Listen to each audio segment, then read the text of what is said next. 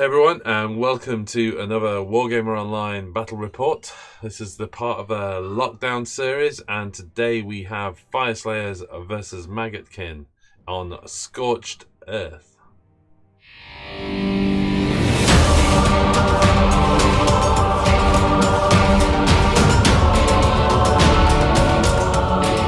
If you've enjoyed what we've been doing, don't forget to like and subscribe, folks. It really does help the channel grow, so please do that. And if you want to see more content, don't forget to check out www.wargameronline.com.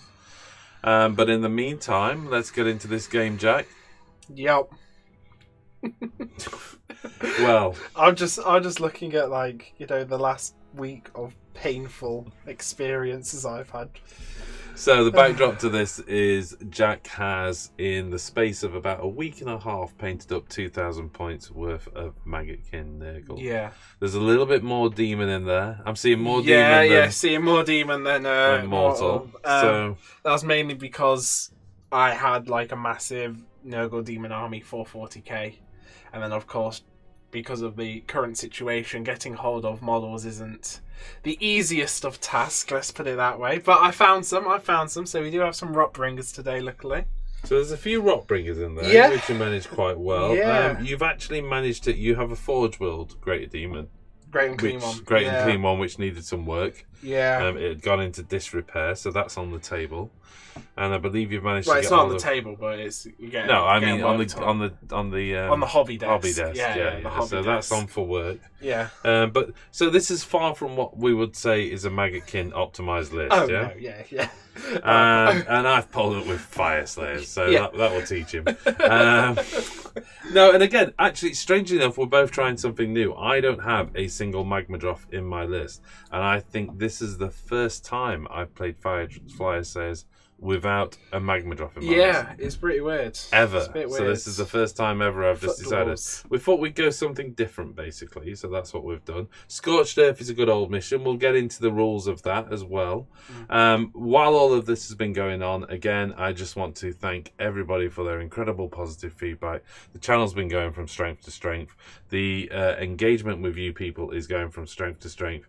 I really enjoy reading every single comment. It's great fun, and it's always really nice to wake up in the morning, find a bunch of comments just cheering us on as well. And I'm glad that what we're doing is putting a slightly silver lining on the cloud of what this lockdown is for people as well. So if you can proxy play through us, more so justified our time and effort to do it. So I'm glad that you're enjoying it. Right, let's get into the battle plan. Yep.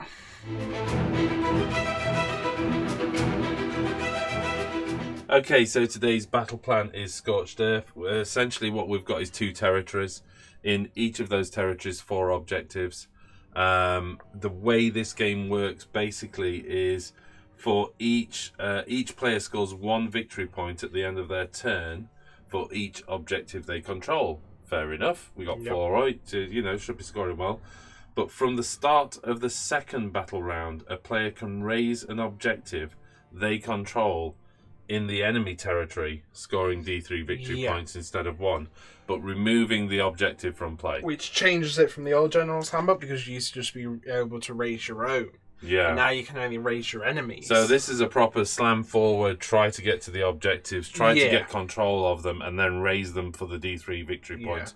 All the while trying to defend 4 objectives. That's the thing. I feel like it's going to be a big centre clash almost. A meat grinder in the middle, and whoever can break through, they're into a good start. And, let's give some context to this. One of the things we're trying to do is play the objectives we don't always play. And I have to say, this is a first for us, Scorched Earth. Yeah, I always look at it and go, 8 objectives. 4 objectives. Yeah. 8 in total. Who has the time? Well, it's not just that, isn't it? It's that sounds like we've never seen it in a tournament as well. Yeah. Because I don't think it just doesn't get picked for tournaments. And even Games Workshop's own objective packs only have 6 in.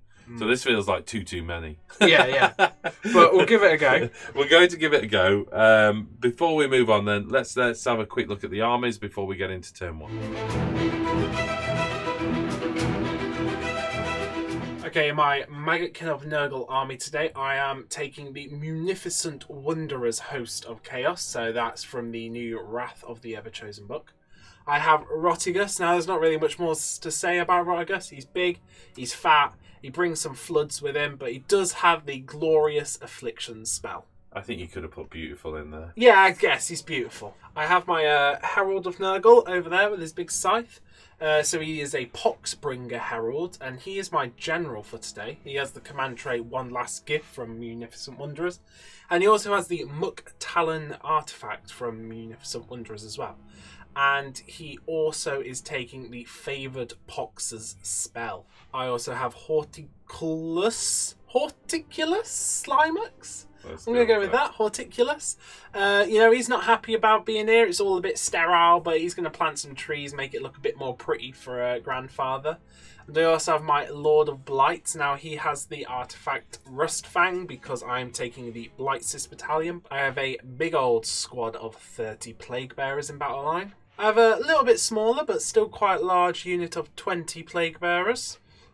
I have 3 units of 5 Putrid Blight Kings. The other one's just over here by the unit of 30. There they are. Now, all of these and the Blight Lord, as I said earlier, are in the Blight Cis Battalion. And what that means is he can actually hand off his Death's Heads to all Blight Kings within 3 inches. And they all get -1 rend on their Blighted weapons, which is pretty cool. For my Fyreslayers, I've taken the Lodge Hermder. My leader is an Auric Runefather on foot, freaking me out a little bit. He's also my general. I've given him the command trait Warrior Indominate and the artifact Tyrant Slayer. Of course, they're the standard Hermder artifacts. Next up, I also have a Battlesmith, and he has the artifact Nullsidian Icon. Skulking away at the back here, I have an Auric Runemaster, and he has the prayer Ember Storm. I also have a Runesmiter here with the Prayer of Ash. Off the table in the Magnic Tunnel is a second Runesmiter, with the prayer Searing Heat. He's also accompanied with the 15 Auric Halfguard as well, who are currently off the table. Skulking away in the shadows here is a Grimwrath Berserker. And I also have a unit of 10 Volkite Berserkers with Hand Axe and Sling Shield. 10 more Volkite Berserkers with Hand Axe and Sling Shield. And 15 Halfguard Berserkers with Pole Axes. I've taken the Battalion Lords of the Lodge. I also have the Magmic Invocations of the Zargrim Flamespitter, my family favourite, and the Runic Firewall. And I've taken an extra command point, just to round things off. Okay, so as I mentioned, Jack won the roll-off. He pushed me to deploy first, but I just dropped a Runesmiter into the Magmic Tunnel just to see which way Jack would play it. We both had battalions, so there was some short drops on this, really, but you get the choice of the turn. In terms of the deployment, not an easy one. You've got these 4 objectives which you definitely need to score at the start of turn 1. You can't really be walking off and leaving. No, that's the thing. We both kind of mirrored each other, but you were in a better position to do it. In terms of a single unit to capture the objective. You knew I'd got teleporters. I didn't need to worry about this. You had the leg up on me, really, because you had the Magmic tunneling. Yeah. So I knew I kind of really had to string out my back objectives because I can't afford you to teleport on turn 1. I mean, you still might be able to, but it'll be harder. I think importantly, the first unit I dropped was the Runesmiter into the Magmic Tunnel, but then I left it quite a long time before you knew which unit. Yeah. I mean, as soon as I saw those 15 Halfguard go here, I knew I had to deal with this somehow. And I know I can't out-combat you, because just of how much damage those guys can do. They'll churn through my Blight Kings in seconds. The only option I really had was to outlast you, and I kind of think 30 Plague Bearers might just do it. They probably won't be able to last for the entire game, but they might be able to last just long enough that the Blight Kings can sweep in from the side, or Rotigus can deal with all the characters that I'll be able to take them out. So it's a tricky one, because the last thing I wanted to do was face off 30 Plague Bearers with 15 Runesmite. 13 Berserkers, but at the end of the day, there's not a lot I can do. I'm not the most mobile of armies. I could have teleported them, but the reality is you get that 9-inch charge. 9 out of 10 times you miss that 9-inch charge. And then you get all the choices of what you send into the half-guard anyway. Exactly. So I went with the Auric half-guard, giving me a drop followed by an 18-inch range shoot. Yeah. And hopefully, I can they get extra damage for going against monsters. That means I've probably got a unit that can have a first stab at the Great Unclean One, the Rotigus there. Yeah. Or I can try and go and beat a unit off the table, but... No, this wasn't easy. This wasn't easy.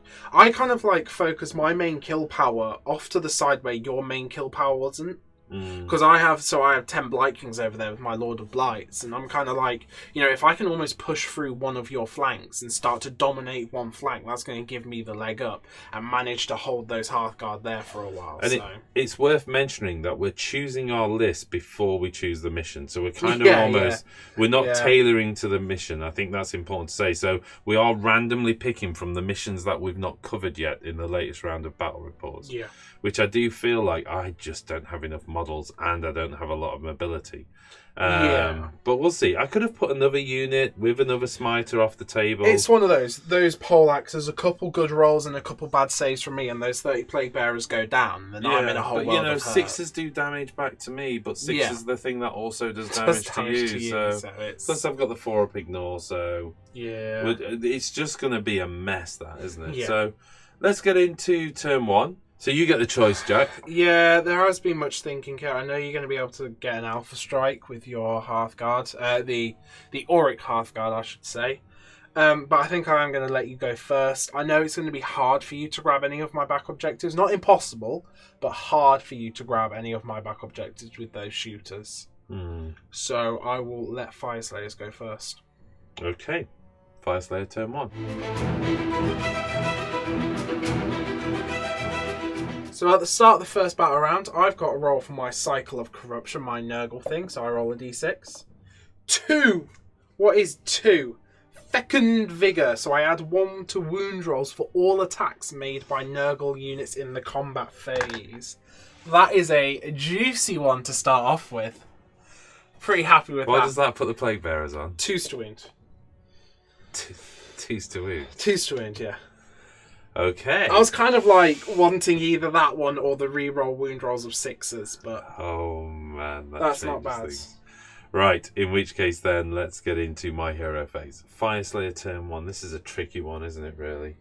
I think, given how my powers work, at this stage I just need to castle up and let you hit me. Because it's a long distance across, even if I use the movement and all the rest, and I can run and charge... You could get in, but then you would be losing a lot of your buffs. Yeah, they'd just be out there on their own and get their ass kicked, wouldn't they? We should mention as well, there's a sizable chunk of space between... Although for you it's only a second ago since we said let's go into turn 1. For us, a whole day has gone by due to some rather dramatic pipeline plumbing issues right underneath the house. So we're both looking across the table going, what were we doing on this game again? I had a plan. I'm now trying to remember the plan. We know there was a plan. Remembering the plan is a different problem. So yeah, things are a little bit confusing for both of us. What I do know though is if I'm castling up, I want something that's useful in case you double me. But you don't want the super scary one. But I don't want the super scary one, otherwise you'll just avoid me. So I'm going to go with Rune of Searing Heat. Now this gives me an unmodified wound roll of 6, adds 1 to the damage. So I think it's worth having. It's on a 5, so it's not enhanced. Enhanced would have been useless anyway. Yeah, it doesn't really matter. Yeah, I don't know why we rolled that. Well, it is worth it. Because knowing it's enhanced makes me feel a little bit better. Happier. But... You're right. Why did we roll it? I've also got 3 command points. Let's stack those down there. And the first thing I need to do, so at the start of hero phase, I need to get these up, really. Yep. So I have the Rune Smiter, and I also have the Rune Master under there. I had to double check because I thought I'd put the Smiter there by accident then. So let's go for the Rune Smiter, bringing up the Zagrim Flame Spitter. Yep. So this is on a 3. Yes, so the Zagrim Flame Spitter is... Sputter? The Zagrim Flame Spitter is up. It has to be within 6 inch of the Rune Smiter, which is not where I thought he was, so that's confusing. So I'm going to park that there. I think I've probably got 24 inch on that unit. I probably have. Let's just do a quick measure. Yeah, I mean, we were 18 away. So. Yeah. We're good. And the next up, the Room Master is going to bring up the Firewall. Again on a 3. Oh, 1. Oh. Fails the Firewall. No Firewall. Firewall goes away. Let's push on with some of the other abilities then. Runic Empowerment coming from the Smiter. The 3 up? This is on a 2. Oh, 2, yeah, of course. So that goes off on a 4. So Runic Empowerment's going to go off. I have to grant that to the Half Guard. Yeah. There's nobody else to give it to, really. So reroll wounds the half for guard. the Half Guard. I can make a piece of terrain within 18-inch deadly. You could always go that one. I mean, like that. Yeah, because you may cross it. Yeah, It's within 18 inch of the Rune Master, though. So let's just see. Yeah, you can do that. So let's do that. It's not going to hurt anyone straight away. But it's on a 2, so it goes off. Forge. So that becomes a deadly piece of terrain. It's all magmary. What else have we got? +1 save and run and charge. Yeah, well, the run and charge is not going to do much for me. +1 save. Unless I was to suicide a set of Volkites across the table. Would be pretty cool. Yeah, but, you know, they'd be leaving the Grimwrath Berserker behind. So I'm probably just... there's not really much. Let's go for the +1 save anyway. Which doesn't go off. Ooh, okay, that's not interesting. Good. Yeah, that's not good at all. Interesting. Let's go for the run and charge, just to see if I get it. I do get the run and charge on the 3. Okay.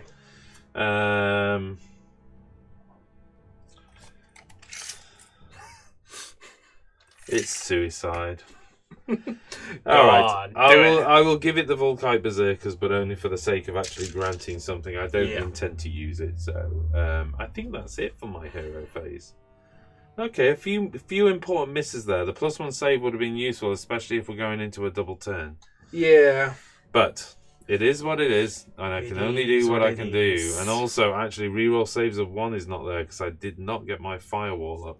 Okay, let's go into movement. Okay, right, into my movement. There's not a lot to do here. I'm going to run this unit of Volkite Berserkers. They get a 2, which gives them a 6-inch move. All they're really going to do is advance, bubble wrap. Okay, I'm also going to run the Grimwrath Berserker behind them. Oh.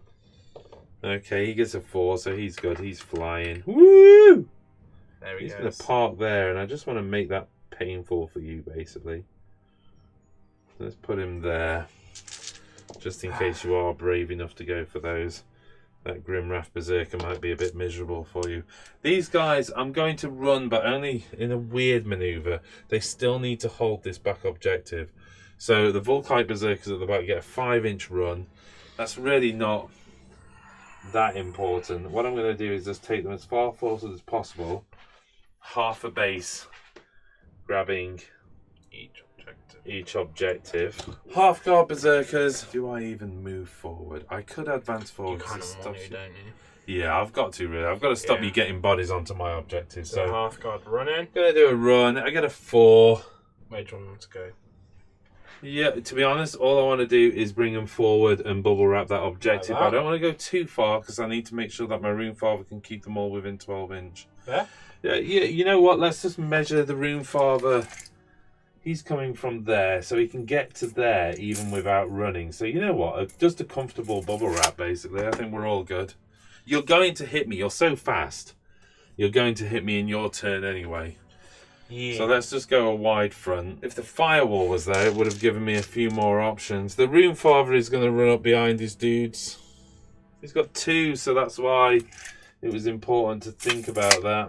I don't want to be spending command points on anything right now. We're saving as much as possible. The Battlesmith. The Battlesmith, who of course did raise his banner even though I didn't state it. You're going to let me have that, aren't you, Jax? Yeah, I knew you would. Battlesmith. Come for me, brah. We've got the Rune Smiter back there as well. You know what? I might leave the Rune Smiter in cover. Because at the very least, it's one more character that you've got to get rid of somehow, isn't it? Yep. And the Battle Master. Rune Master. Sorry, the Rune Master. Goodness me. Adding everything together. Yeah, adding them all together. Battlesmith Master. I feel sorry for anybody watching me do battle reports because I just mix it all together.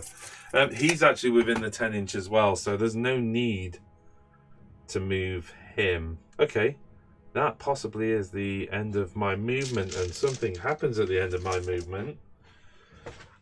I'm going to need some 9-inch rulers, Jack. Okay, what I'm going to do is bring in the Auric Half Guard. There's a rumbling. We built these lists. It's an important point to mention. We actually play these a little bit blind. So we built these lists without really knowing each other's lists. Yeah. And then you just show up with them. I was pretty certain you were going to bring a bunch of monsters, even though I know your collection and you don't have many monsters. So that's why I went with the Auric Half Guard. It's probably because I've been working on How many monsters have you got, Jack? 1. Okay, go set some rulers up around him. Just 1 fat Rotigus. Okay, so let's get the Auric Half Guard where they can. They've got to be within 18 inch. This is a one-shot, can I remove a Great Unclean One in turn 1? I seriously doubt it, but you know. Let's see what we can... Okay, so there you go. 15 Rune Auric Half Guard have just dropped in there with utterly surrounding the Rune Smiter.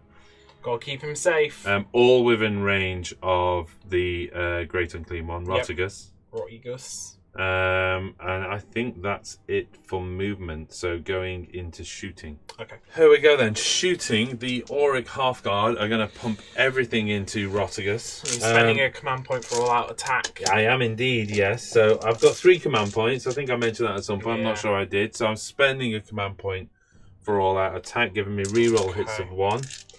So they are hitting on 4s. Is there any negative modifier to hitting this big man? No, not on Rotigus. Not on Rotigus. So hitting on 4s, rerolling 1. Yep. Wounding on 3s. Yep. Every 6 to wound is an additional damage. Go hitting on 4s, rerolling 1. So this is 16. I'll take a dice out and do 15 afterwards. Yep. Okay. Good one on the rerolling 1s, Phil, because as ever demonstrating my ability to roll 1s. So far we've got 7 hits. Rerolling the 1s. Wow, 4 more hits. Nice. Let's just do the wounds. This is 3s to wound. 6s do additional damage. So there's 2 with additional damage so far. Okay. And then 2, 4, 6 normal ones. Okay. So 8 in total, 2 with additional damage. Yep. And then let's roll the 15 to go again. So this is 4s rerolling 1s. A couple of 1s there. Let's get rid of those 2s and 3s. They're not too bad so far. Let's re-roll those 1s. Okay, both going through. And then looking for 3s. 6 is doing additional damage. Oh wow, that's a roll. So that's 2 more with additional damage. And 2, 4, 6. So 8 saves out of that pile, 2 of them with additional damage. Okay, so I'll do the ones with additional damage. They are going to be 5-up saves. I saved 2, so that's 6 damage from that. Because they are 2 damage against monsters plus 1 for free. Plus 1, yeah. Then the other ones, 5-ups. Oh, that's quite a few saves. So that's another 6. So that's going to be another 12 there. There we go. And then this is a 5-up to ignore. Okay. I love that, okay. That I'm so nervous about this roll. 6, 9, 12. So he's got 4 wounds left. Okay, well he's neutered. Even with a few healing things, that's taken a chunk off of him. So well done. Wow, 4 wounds left. Next up is the Zagrim Flame Spitter. It's going into the 30 strong unit. It's the only thing in range really that's worth going for. The Blight Lords, there are only 5 of them, so it's only 6s doing mortal wounds on this. So 4s for mortal wounds on 12 dice coming from the Flame Spitter. Yeah. So that's 2, 4, 5 mortal wounds. 5-up to ignore.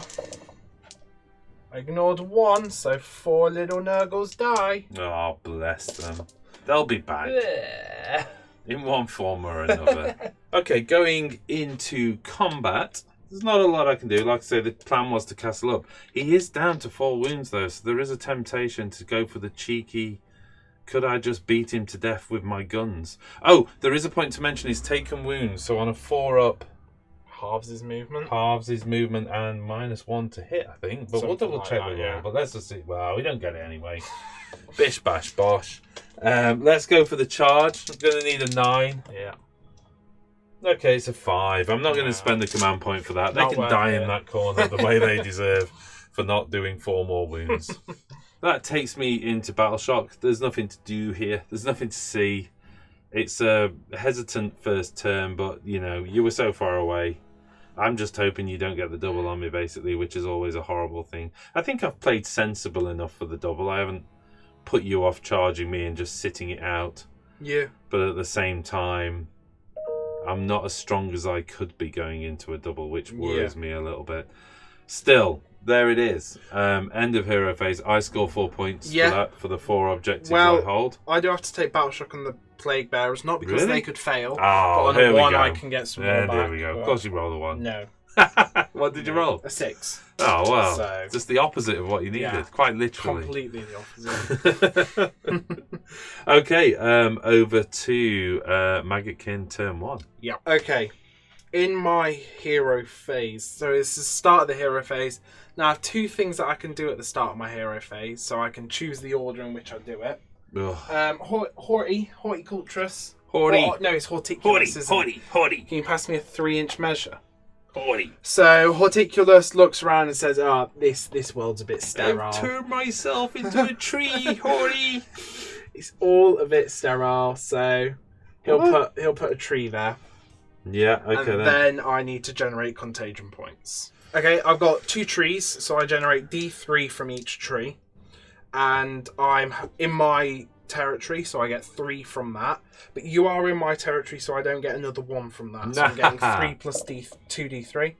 That is 7. Oh, which will be enough for another tree, which I'm happy about. If I desire another tree, then Oh, right. You're not going for it now. Can no, you go for it now? I have to do it in my movement phase. Oh, of course. Right. So Oh, well, we'll see you in your movement phase. Yeah, then. 7 corruption points. Rotigus heals D3 because he's big and fat. Oh, 2. He kept us There we waiting go. there. Back down to taking 10 wounds. Such a good model.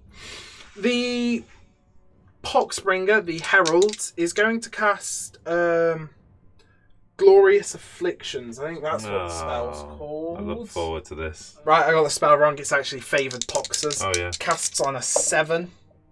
I get it on an 11. Now, I pick a unit within 14 inches, so I'm going to pick the big unit Hearthguard. Oh, okay. They get -1 hit, wound, and save until he moves or casts a spell or is slain. Oh, okay, but as soon as he moves, yeah. But as soon as he moves, then that he goes. doesn't So he's really need to like move. channeling the Poxers. Yeah, no worries. Rotigus is going to cast Mystic Shield on himself. I get it on a 6, so he's re-rolling ones to save. And he's also going to cast his Deluge of Nurgle. Oh, I don't get that. That's sad. Not a lot of denies coming out of me. No, the only kind of thing you have anti-magic is your banner. Anti-magic! But that's too far away. Wait, okay, you mean the, the artifact. Yeah. Yeah.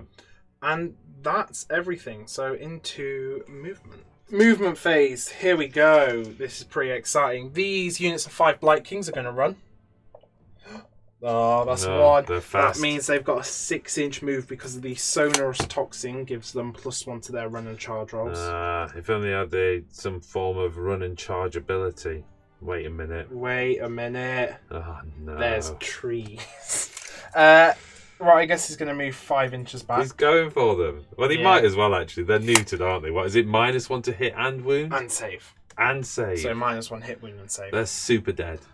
Well, he can't really do much damage. Yeah, but he's not going to get much back either, is he? So No, you can just that's occupy them, the can't you? Yeah. This unit of 5 Blight Kings Yep. running. Oh, Okay. they got 6, so that's they're going to be flying. an 11-inch move. Okay, I'll do that. Get some You move to your there. little guy.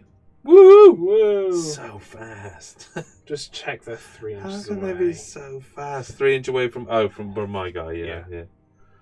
Back you go, little men. There you go. And Looking forward to that 2 roll. the second unit of Blight Kings. Woo! gets to 2, so they can move up 4, 5, 6, 7, but need to make sure they have at least one guy within 7 of the tree. No problem at all, because you can just do that. Yeah. And he will come. Do you want him to kind of come Yeah, across he like can that? go to there. And okay, he's going to follow through to there, and he's going to come to there. A little bit of a shuffle on order, but Yep. they had to wangle their way out the building. Fine. The Lord of Blights is going to run. Sorry, he's got a lovely bell. I'm loving that. Ding dong, merrily on high. He can go up to there. Ugh, so slow. Why did he even bother showing up?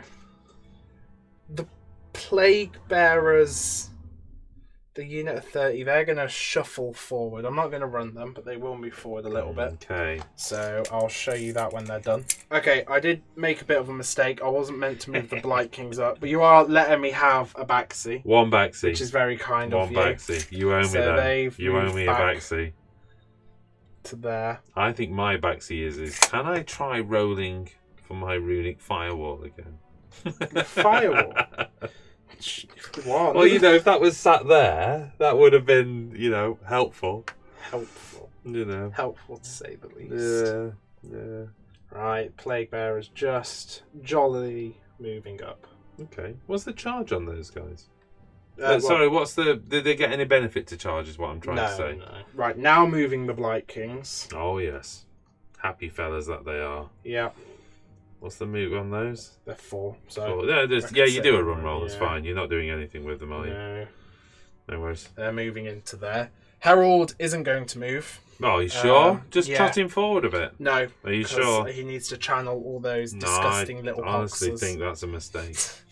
Horticulus. Oh, look at him. He's going. He's got like an 11-inch move. We discussed while you were actually painting him that guy needs like a 24-inch move, we reckon. Yeah. It should be the fastest model in the game. Yeah. Look how fast Morg looks. It would be amazing, wouldn't it? Right, I'm just going to move him 9 because it's like 1 up and 1 down. Yeah, okay. To get losing a bit. There. Just getting him up to there like that. Okay, end of movement phase. I'm going to spend my 7 corruption points on another feculent Gnarlmore.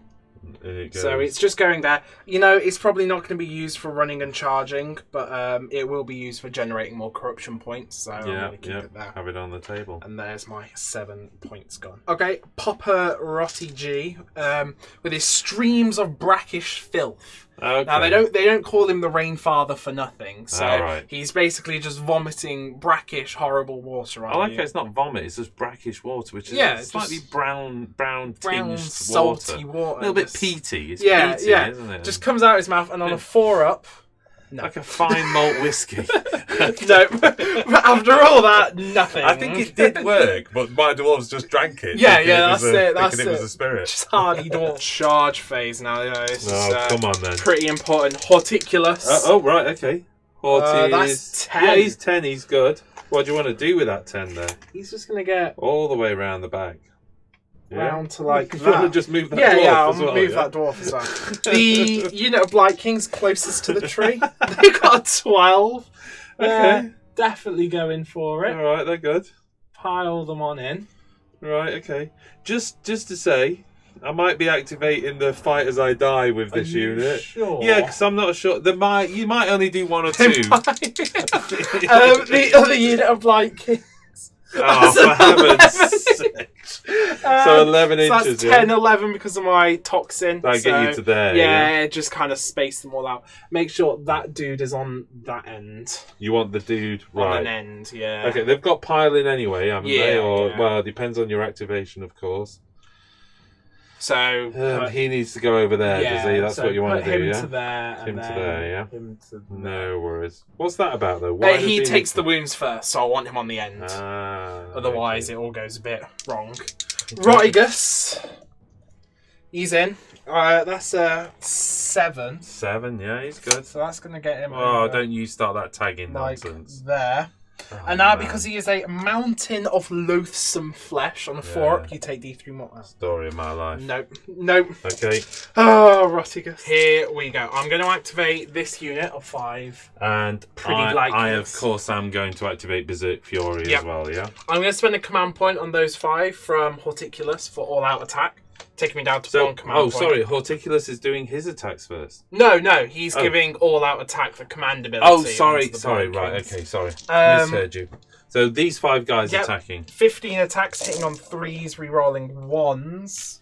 Now that has been 5 6s so far. What do they do? D6 damage D6 for that, hits. yeah. So no, not D6. 5 D6, hits, sorry. And rerolling the 1s. Okay, they all hit. So these turn into 5d6 hits. So that's not going to change. I'm going to get an extra for another 10 hits there. Okay. There we are. These are wounding on 2s because of Fecund Vigor, my cycle of corruption. Whoa! There's a fair amount of 1s, but also a fair amount of 2s. That's going to be 3, 6, 9, 12... 15, 18 saves at -1 rend. Okay, so 18 5-up saves. 5-up saves, yep. Yeah, okay, so that's 1 dead, 2 dead, 3 dead, 4 dead, 5 dead so far. 5 dead, not bad. 5 dead so far. Not bad. In which case they all get to pile in and fight. Pile in and fight. So this one and this one. Yep. Piling in and fighting against that unit. Yep. Yeah? Mm-hmm. Okay. What's the range of him? Just 1. He's got a 3-inch pile in. The best he could do. I can take him out of combat actually. If I take 3 of them from there. Right, we'll do that. Take so 3 3 from that side attacking against that unit. I'm not going to touch Horty. Yep. So 1, 2, 3, 4, 5, 6 dice. So before they do their pile in and attack, where's the boss? Where is he? Mr. Lift. It's this guy here. Yeah. So just 6 attacks then. Mm-hmm. Hitting on 3s, wounding on 3s, 6s doing extra damage. Yep. So hitting on 3s. Okay, so that's 4 hits so far. Wounding on 3s. So that's 6s. 3 wounds, 1 of them doing an extra damage. Okay, so the 2 normal saves on 4. I saved them both on the 1, 2 up. Oh, I saved it all. Okay, so that's those 3 gone. And then you got the 2 from over here. Yep. And they are going to attack this unit here from their pile in. So 3s again. Oh, not a great roll. And 3s again, looking for 6s. Oh, bounced off a 6. So that's just 1 wound. Goes through. Okay, so the Auric Half-Guard attacking back at Rotigus. They're -1 to hit and wound, so they're 4s and 4s now. Hitting back with their magma pikes. Is the Carl in there, by the way? Can you tell whether he's a great big hair compared to the rest? No. Looks like he's a rank back. So 4s. Missing a dice, but we'll just drop that in there. Don't know what that was. I think it was a 3, so we'll take it out. So that's 5 hits so far. 4s to wound, looking for 6s. No 6s, and in fact only 1 wound. Oh, 4 up save. Oh, 5 up to ignore. Oh, he takes a wound. How many wounds he got left? 3. Is that taking him down to the last bracket? No, he's now got 5 wounds left because remember. Oh, he healed himself. Yeah. Oh, here we go. The other 5 Blight Kings attacking now. They're blighted weapons on 3s. No re-rolling 1s this time, and that's 3 6s, which isn't bad. So that turns into 3d6 hits. Okay, so that's going to be. What's that? 7 more hits. So powerful. Yeah. Yeah, they're interesting, these guys. They are now 2s to wound as well because of my cycle. That always helps, doesn't it? Oh, man. 3, 6, 9, 12 saves at -1 rend. What did G 4, 5, 6, 7, 8, 9, 10, 11, 12. Thanks for that, Jack. Here we go. 5 up save. Okay, so that's 1 dead, 2 dead, 3 dead. Oh, you haven't taken the still unit. some. That's impressive. Okay, so I am going to take... I need to clear space for the Grimwrath. Them and them too then. There you go. So Still 6 got enough attacks. room. Still got enough for the Grimwrath. 6 attacks coming back at you. No, these aren't the -1, are they? Yeah, so no. 3s and 3s. Yeah. Okay, and 3s looking for 6s. Okay, so 2 wounds, one of them with double damage or 2 damage. Okay, so 4 up for the double damage. Goes through, and 4 up on the normal. Oh, go through, so that's 3 more damage. Was that both on that unit?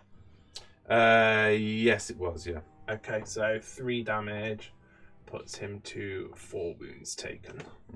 Okay, well, I'm going to activate the Grimwrath. He's going to pop along to here. I am petrified of this come guy. on, he's He fine. either does tremendous or appalling, and there's no in between. Okay, I've got a command point spare, so I might give him reroll hits of 1. Okay. Yeah? Yeah. Seems vain, but he's hitting on He 3s. could be fighting twice, so... Yeah, so give him reroll hits of 1. And on the 2 up, he's fighting twice, so it feels like it's worth it. So this is 4 attacks. Yep. Hitting on 3s, rerolling 1s, of course. There's a 2. Lovely. Wounding on 3s. All wound, no extra damage, but this is -2 Ren, 2 damage each. -2 Ren, so that's 6 up save. I saved 1, so I've taken 4 damage. Okay. And then on a 2 up, he gets to go Well, it's again. end of combat. Have you got any more? We've got Ratigus to go yet. Okay. Rodigus, Yeah, he's fine. He's got his gnarl rod. Now, because he's taken 11 wounds, he's falls to hit with the gnarl rod. Wow. Oh, An no. absolute solid That's performance. Does he get a reroll at all? No. I've got D3 attacks from his fanged maw. I've got 1 attack from his fanged maw. He is injured. 3. Oh, he hits. And the wound is a 3. No, he doesn't wound. But it's alright. We've got the dude who's going to save it. The host of Nurgle. Oh no, I'm in trouble on now. 5s. That's 2 hits. It's always the Nurglings that And do you. 5s. That's 1 wound. 1 save at -1 because of the Made it. spell. Oh. Well, I've got a 6, and their save is a 5 up, so I needed a 6, but yeah. Ouch. Okay, so back over here, you've passed, basically. You're not going to pile in with with 40. There's no... Hoity. So on a 2 up, the Grimwrath goes again. Oh man, that was so close to a 1. Okay, So he's still got reroll hits of 1 in place. It's for the combat phase, so hitting on 3s, rerolling 1s. Okay, that's... Yeah, I just can't hit. Wounding on 3s, looking for 6s. Don't get any, but I do get 2 wounds at -2 Ren. Both go through. That's Okay, 4 so that's damage. 4 damage. So he takes 1, and the next guy takes 3. And then, actually, you know what? I don't think I've fought with these 2 Berserkers. No, you haven't. Yeah, you're right. So should we just do that? That's Yeah. the call. So yeah, this is my backseat. Yeah. And here he goes. They are hitting 3s to on hit. 3s, wounding on 3s, looking for 6s on damage. Don't get that. Just 1 wound on those. Doesn't make it. Doesn't make it. So that means that guy dies as well. Pop. Okay, so going into Battle Shock. I'm immune to Battle Shock over here. I don't need to take any just because of how high my bravery is. Yeah, I've got a command point left. You don't need to. You're No. I'm just saying I had a command point left. So in hindsight, maybe attacking first with those would have helped. Personally, I didn't think they were going to do any damage back anyway. So I'd rather save the command point in case you double me. And it gives me a command point for the half guard, which, ultimately I'm down. I'm slightly worried. I mean, hopefully if I get the double, I can shoot into him and remove him. And then that changes the game quite a lot. If you get the double, I think I'm in real trouble. But we'll see. Trouble double.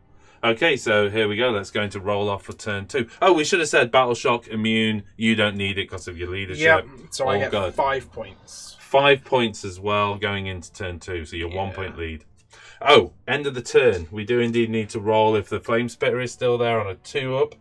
It is there on a 6. It remains in play. So I just double checked that. I said 2 up, and I don't know why. I just meant I've got like +1. It's actually a 1 to 3. It goes away, but you get +1 if you've got a priest within 6 inches. Yeah. So it's actually a 1 and 2. It goes away. Yeah. And I think what I was trying to say is, you know, on a 2 or less, it goes away, and just my words all jumbled. But you get the message. Right. Let's go into roll off. There we go. This is pretty important. Roll. I want to know what. Oh, 4. 5. Yes. Yes. You don't know how happy I am. I never win roll-offs. Okay. Yeah. You go first. Really? No. Are you sure? Not at all. A lot of people don't like to take the first. Not at all, double. man. Not at all. Okay. Right. I feel like that's enough for me to have a bit of a chance. Not a lot of a chance, but a bit of a chance. We'll see. I'm still... This 30 block of Nurgle, I just don't know how I'm going to remove them, but we'll see what we can do. Okay, going into my hero phase. Well, I'm going to stop you right there, Buckaroo. There we go. My cycle of corruption has ticked over to the burgeoning, which means I roll a dice for everybody within an inch of terrain, and on a 5 up, you take a mortal wound. But if they're Nurgle, they heal a wound. So I'm going to start off with the man, the legend, Rotty G. No. And my Blight King over there. Also no. We've got within an inch. We've got the yeah, the half guard. No, back there. Look. Oh yeah, of course. Yeah, the half guard on a 5. No. The Battlesmith on a 5. No. Okay. Volkai Berserkers. The Volkai Berserkers? No. Right, there we go. Yeah, that was... that was worth the gotcha right there. No, I appreciate you stopping me mid-flow. Right now then, because of that, I'm going to roll a 6 for Awakened Steel. Oh. No, I saw it. Then. So I am in... wait, I've put Awakened Steel. That's the wrong one, because that's Improved Rend. Oh, yeah. Sorry, folks. It's Fury or something. Yeah. You know what? I'll stick with the anger. Might stick with Awakened Steel. No, okay. So it's Rune of Fury, which gives me reroll ones to hit. Thank you. Okay, right. Runic Empowerment from the Rune Smiter over there. Okay. Goes off on a 6. I'm guessing to the give shooters. it to the Auric half guard. He's also got the prayer. I can't remember which. -1 to hit. Which is -1 to hit on an enemy unit, isn't it? Yeah. It's an 18-inch range. So, yeah, you can hit the Plague Bearers. Let's go for -1 to hit on the Plague Bearers. No, it doesn't go off. Because you're not near the forge. Runic Empowerment from the Smiter back here. In fact, I've made a mess up. That's gone off, by the way. So Runic Empowerment, that's going to be granted onto the unit of Half Guard. What I forgot to do, though, and if you don't mind a backseat, I'm going to try and summon the Firewall, which should be done at the start of Heroes. So that does go up on a 5. Where do you want it? Yeah, I'm going to have a little think about that, actually, because obviously I don't want to ruin my own charge, but I do want the save, so maybe the place to go is to actually tuck it. Well, it's one of those. You could always use it to block here. Yeah, but, you know, that gives you... I actually want to come through there. Oh, okay. So, I'm thinking about just making the Half Guard as powerful as possible in an attempt to mulch through that field and make you have to think twice. I kind of feel like you've got this flank. Because unless the Grimwrath can hold them back. It does feel like it. Give me a second. Okay, so I'm just going to chuck that there. It's going to narrow down the chart. I've got the 2-inch weapon attack. That's what I'm thinking. Yeah. So if I narrow it down between the buildings, you've still got all this, and it gives me reroll saves of 1. So seems to be the way to go with that. We have the +1 save prayer. Yep. Okay, so going off on a 3, I think. No. Fluff that one. Ooh, that is not good news. I'll tell you what I want to do. I want to go with the terrain one as well. There's only one unit within an inch of a terrain, please. So I'm going to try and... okay. You're not in range for that one. It's no, it's not in range. It's 18 inches, so I've got to go over here again. So let's try and... yes, on a 2 because of the forge. Oh, of course it's a 3. So I roll a dice for every one model within an inch. Is, 5. But it's deadly again. You've also got his gold hunting ability. So it's a 12-inch, you roll the 2 dice. So it's got to be a unit within 12, hasn't it? The Blight Kings or Horticulus. Let's go with the Blight Kings because it's where the Grimwrath is right now. Okay. And he's double six. That's reroll hit and wounds. Reroll hit and wounds against that unit. Jeez, right. That's interesting. That's very interesting. Okay, that's changed a few things for that's sure. for the rest of the game. Yeah, that's a very unlucky unit of 4 Blight Kings. That would have been really nice against that, but I just didn't have the range. So it can't be done. Look, they are shy by a good few inches. Okay, where are we at? That's all your hero phase? I think that's it, yeah. Okay, so the last thing I've got is Ember Storm. So this is run and charge, basically. Yeah. So on a 2-up and a 6, it goes off. Don't know if you'll have... Oh, no, you do. You have them all. Well, I'm thinking these guys. Oh, okay. Now they've got... You're right. I mean, what? I don't need the reroll charge over there, do I? You're 8 inches away, so it's going to be a 4-inch charge. It's a 4-inch charge. Worst comes to worst, I've got 2 command points, yeah, exactly. So if it all goes terribly wrong, in which case I'm going to grant Ember Storm to those guys to give me the run and charge. So if I can get over here, remove that unit, put 10 bodies onto it.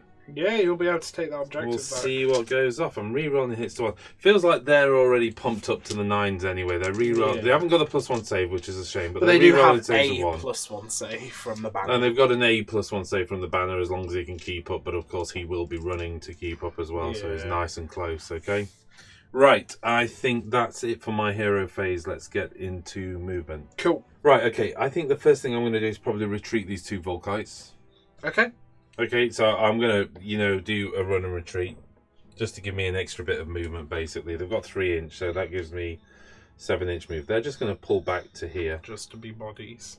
Yeah, they're just bodies. They're on their way out, and it just makes it you have to come to that. The Grimwrath can still hit there. If you activate that unit, you can only tag 1 onto him.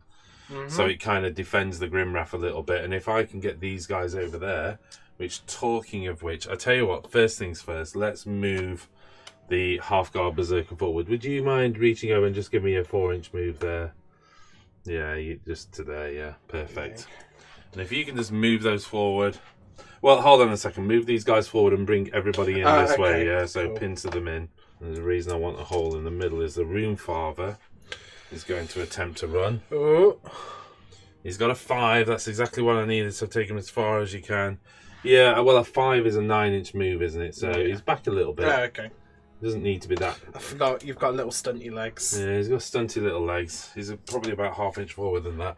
The Battlesmith. Yep. I didn't mention he raises his banner, but by default, we kind of just agree that's the case. Yeah, so he's he's an inch back from him, isn't he? I mean, his 12-inch aura will. Yeah, I mean, it's kicking off, isn't it? Yeah. Okay. I think the Smiter can stop where he is. Let's run this unit of Volkites. Oh, that's not what I needed. So that's still a 6-inch move. Do I spend the command point to make it 6? Because that would give me a 10-inch move. You know what? I'm not even sure I need it. Because I can use... That's a 6-inch move, isn't it? You can use the charge and piling to get around. Well, that takes me to almost on 3 inches with him anyway. It's just I would have liked to have brought more guys across. Yeah. It's not going to happen. Let me just keep that 6-inch move. Okay, those guys over there. There's no need to do anything with... Is the what you call it? The Rune Smiter tagged there in that combat? Yeah. Okay, well, leave him where he is there. I mean, I could do a retreat, I suppose. Just retreat him out if you want. No, because if the shooting goes terribly wrong, I want you to have to work your way around that unit of Oryx. So, okay. I think that's it for movement. Okay, so first things first, the Fire Spitter is going to pile into this unit. I want to reduce down what you can do back. I mean, the common sense is to throw it into the Nurgle. They have on a 4 up for mortal wounds. They got 5 up ignore, and the half guard are on the way in. Yeah. Although they do get the 6 bounce back, don't they? Yeah. Now, but it doesn't affect how many attacks you'll do. And at the end of the day, let's strengthen this flank. Yeah. So what I'm going to do is put the shots into this unit because they're the ones threatening the Grimwrath Berserker at this stage. So I'm looking for 6s. So that's 2 mortal wounds into that unit. Is it enough to chip one away? I'll tell you what it is, yeah, because he took 3 wounds, so that's 1, and now he's taken 1 wound. Okay, so that's 1 less dude. Okay, next up we have the Auric Halfguard. So I've got 31 shots going into Rottigus. I'm going to put them all in. He's back up to 6 wounds because he actually grew an extra wound. Yeah, in death there is life from the Herald. Okay, so given he's got the extra wound on now, that's 6 wounds I need to take off him. I'm just going to put everything into them. I'm not going to risk splitting it. Oh, you can't. Because I need to get out. Oh, of course I'm in combat anyway. Thank you. Okay, so this is normally 4s to hit, but I become 5s to hit. But I am re-rolling 1s because of the Rune of Fury. Yep. Okay, there's 1-1 so far. There's a bunch of 5s in there, dude. That's not great news for you. Okay, let's re-roll that 1 just to one side. Okay, that misses. And then we are -1 to wound as well. Yep. So 4s to wound. Re-rolling. Yep. Okay. So that is 2, 4, 6 wounds so far. Okay. -1 rend. Yeah, so it's going to be 6 5-ups. He made 2, so that's 8 damage with a 5-up to ignore. Oh, that just does him. Okay, so I don't need to roll for the rest of the unit. Nope. Rottigus pops off. Does he do damage when he dies? No. Where am I getting that from? He does damage as he takes wounds, but it's only in combat. Ah. Okay, right. I think that's shooting over. I'm not going to bother with throwing axes. I mean, it's 5s and 5s, and I've got minuses all over the place, especially if I put them at the demon, so it just doesn't do anything. And even at 5s and 5s, it's not enough to tip the game at this stage. So I'm not desperate.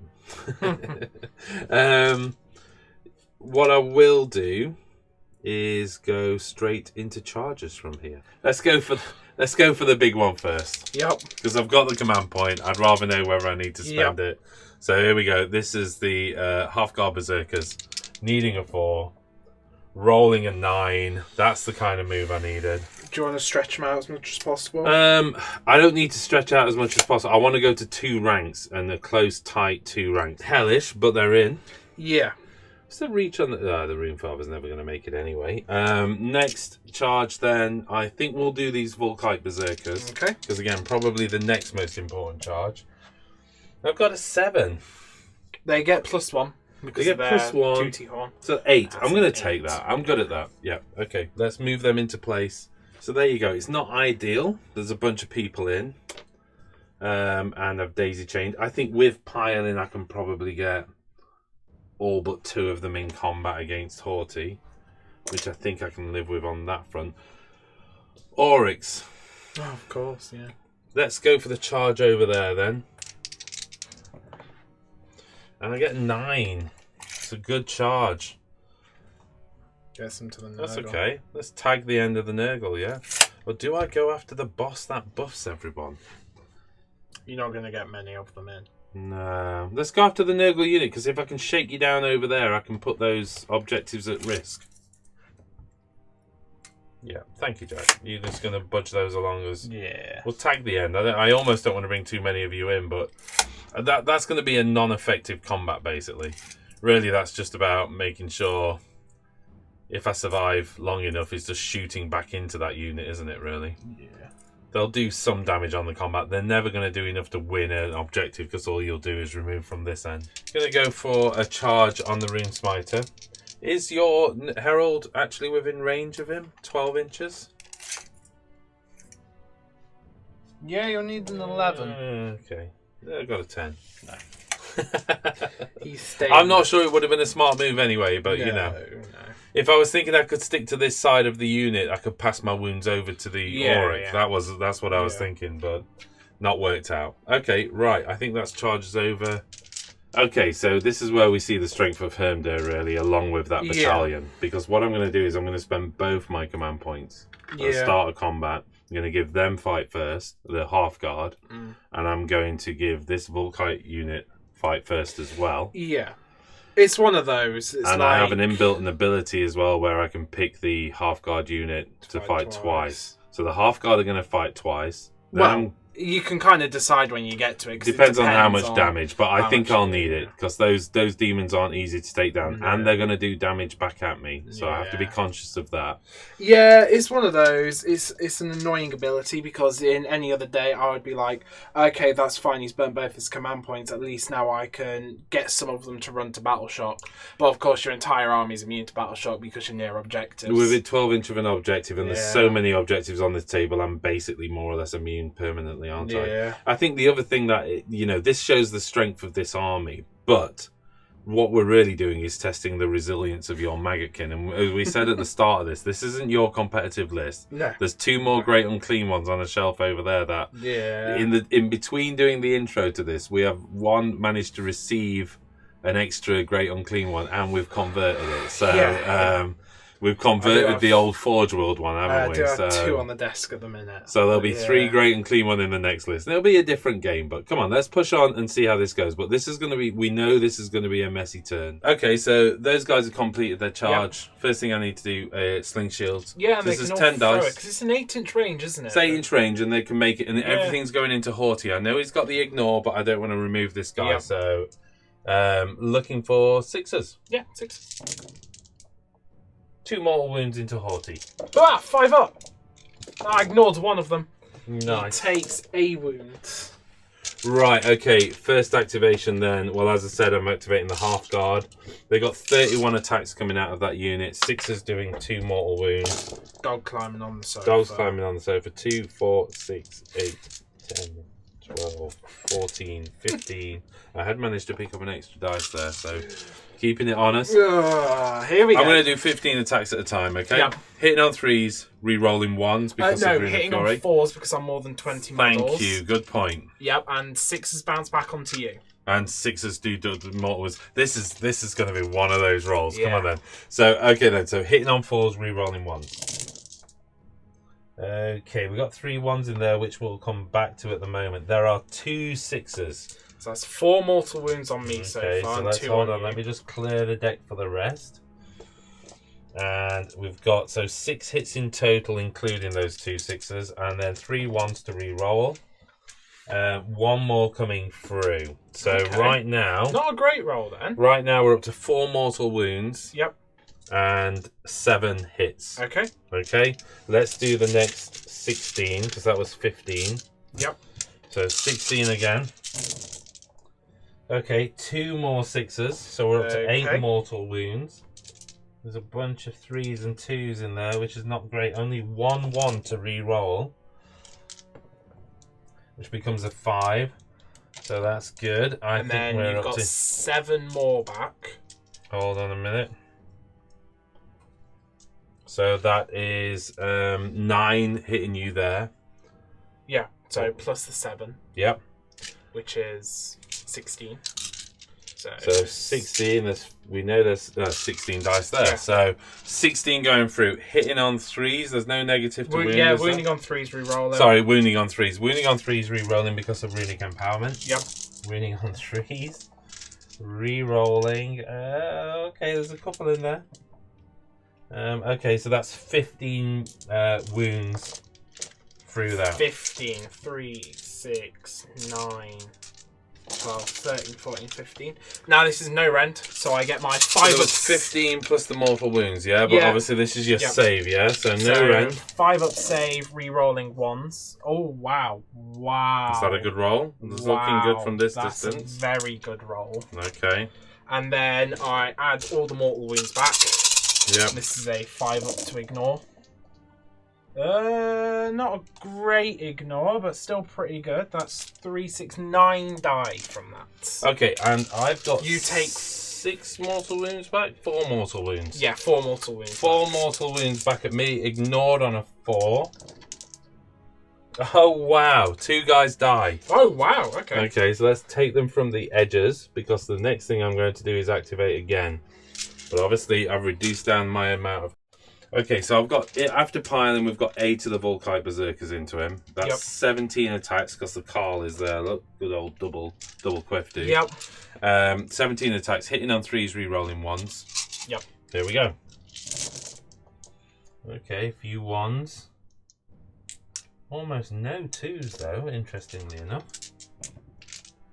Okay, I managed a couple more 2s. And then wounding on 3s. Okay, what have we got there? We've got 2, 4, 6, 8, 10 wounds. Wow, okay. Against 40. Now, Horticulus is one of the most bizarre demons because he actually has a 3-up armor save. I guess his mulch has got a tough old shell. Yep. So 3-up save. 3 go through there. And then a 5-up to ignore damage. Oh, wow. Okay. Yep. He just tanked it. Disgustingly resilient.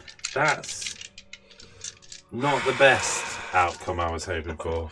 At least they'll fight me as they die. Always look on the bright side. Right. Now your Blight Lords aren't into me over there. No. So I might actually activate Grimwrath next. Okay.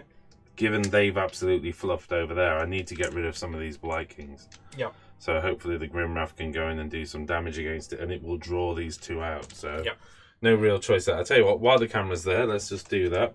He's going to pile in his 3 because now this is your actual activation. Exactly. Isn't it? So this is my actual activation. Yep. So I'm going to go here. You're going to go on one of those 2 units, and if you've got an essential, go after that unit.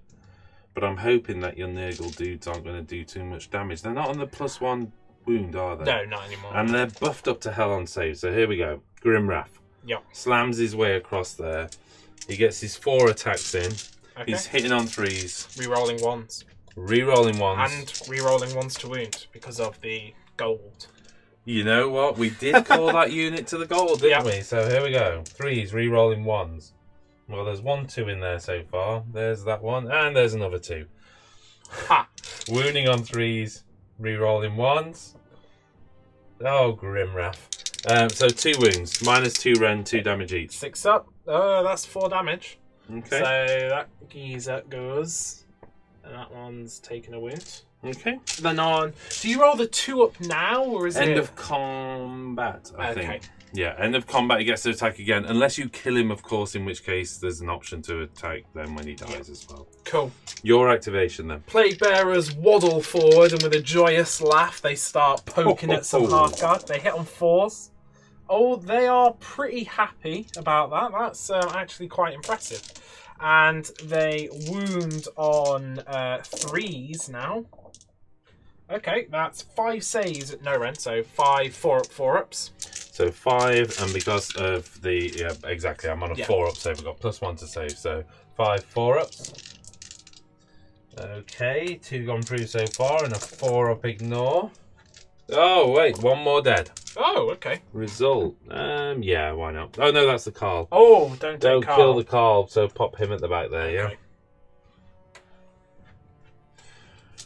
Okay, my activation. Yeah, that's your go. I mean, you've got these... Yeah, I think I have to go with those, yeah. Left. So let's go with the... Well, I can activate again over there, of course, and then, of course, the Grimwrath. But in terms of those, I need to go with my Auric Half-Guard. Okay, I've been quite reserved with the pile in there because I'm holding the objective numerically right now, so I just wanted to not really charge much further forward, because the further forward I go, the more you get to attack back. That only puts 5 of my guys in range on rolls that are almost not worth it. They're 6s to hit. 6s to hit, so 5. So -1 from the spell and -1 because I'm 20 or more models. 6s to hit. Re-rolling 1s. There's no 1s. Oh. Is that everything? Job done. Your activation. Nice and fast. Okay. Here we go. The 2 Blight Kings that are left, they're going to put everything into the Volkite Berserkers just to get rid of numbers. Sure. 3s to hit. Oh, no 6s. That's a sad sight for any Nurgle player. And 3s to wound. 3 saves at -1 rend. So 5-up save becoming a 6-up. They threw their shields this turn, so 6-up saves. Oh my goodness, 2 gone through? It's just 1 damage each. Just 1 damage. So that just kills 1 guy. Tell you what I'm going to do, because I'm going to try and... He's going to pile in. He's going to slip round there. And he's going to do his attacks into you. Oh, sorry, Berserk Fury, of course. Into the Blight Kings. Yeah, into the Blight Kings. So, hits with a 5. And fails to wound with a 1. Okay. So, Lords of the Lodge ability, Oathbound Guardians, gives me the ability to activate twice with a unit. That's what I'm doing with these. This is 25 attacks back into the Plague Bearers. Yep. Hitting on 4s. No longer because you took them below 20. Oh, wow. So hitting on 3s, rerolling 1s, rerolling wounds. We have remembered in between filming that actually I had minus one to wound me from the Rune Father, but I only lost 1 to actual combat, so I'm not going to worry about it. Too many baxes. Let's just go for this. 25 dice, hitting on 3s, rerolling 1s. I've got an ability to roll 1s for sure, but luckily not too many 2s. So 2 6s so far with 5 rerolling 1s. Yep. Oh wow, 2 more 6s. Oh. Okay. And everything hitting. So that was 4 6s so far. So that's 8 mortal wounds against you. Yep. And everything hit from that roll. So I think that's actually 22 so far. Okay. And this is wounding on 3s, re-rolling. Yep. I've got 6 re-rolls. Wow. So that's 4 more going through. So that is 2, 4, 6, 8, 10, 12, 14, 16, 18, 20. 20 wounds and 8 mortal wounds. And I'm going to do my 4 ignores now while I've got my dice in my hand. So 6 is bouncing back. 1 more guy dies from the ranks. Nice. I have a 5-up save then. Rerolling 1s. And then I have 4 mortal wounds in there. And this is 5 ups to ignore. If there's ever a time to be disgustingly resilient, now is the time. Come on, Jack. Give me those 5s. Give me those 5s. Oh, there's a few. A fair few. Is there enough? Is there enough? Complain. That is 2, 4, 6, 8, 10, 12, 14, 16 dead. I think that's all of them, but we'll make sure. Let's count that up. Actually, that leaves 2 Plague Bearers. And I think you've got room to slam some Maggotkin in there. Some Blight Lords. Yeah. So let's do that now, actually. Because you're done with all your activations. Grimwrath can go at the end of combat. Yep. But yeah, you're right. So he can easily get across to here if you want to kind of tap to the outside. Yeah, I mean, I'm probably only going to be able to get 2 in. Yeah, what's the range of their attacks? 1 inch. Oh, okay, yeah. You're going to struggle. I mean, he's not even within an inch, but just bunch him up behind. Yeah, I mean... Well, hold on a second. Do you want to get an inch measure in there? Okay. Yeah, so I've only got 2 of them in. Okay. But, I've finished my attacks. If they can whittle a few away, now's the time. Now would be the time. They are 3s to hit. Let's look for some 6s. 2 6s. Okay, so all hits. Okay, D6s, big rolls. Okay, 7. That's another 5 hits. Not bad. And then these are 4s to wound now because of the -1 wound. That's 5 saves. 5 saves? -1, so 5. I was trying to work out why you said 5 additional, but you just mean 5 on top of the 2 dice that were rolled, yeah? So this is -1, so they're at 5-up save, 4-up ignore, yeah? Yeah. And you were -1 to wound. Yeah, that's what I did. Yeah, that's why it's 4-ups, yeah. Okay, he's looking good for you. Not bad. Let's go for those 4s. Okay, I've got a rampant dice moving off there. That was, I can't remember what that was.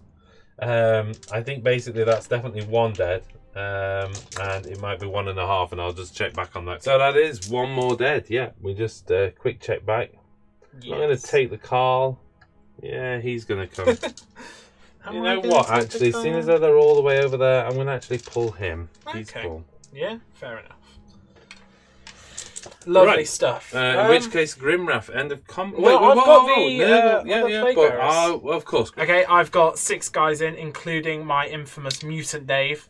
Basically, the Plague Bearer who I lost an arm to, so just stuck a bit of a drone bit on him. So they hit on 4s. Mutant Dave hits definitely. Yeah, that 6 was from Mutant Dave. Yeah, definitely. of course it was. And 3s to wounds.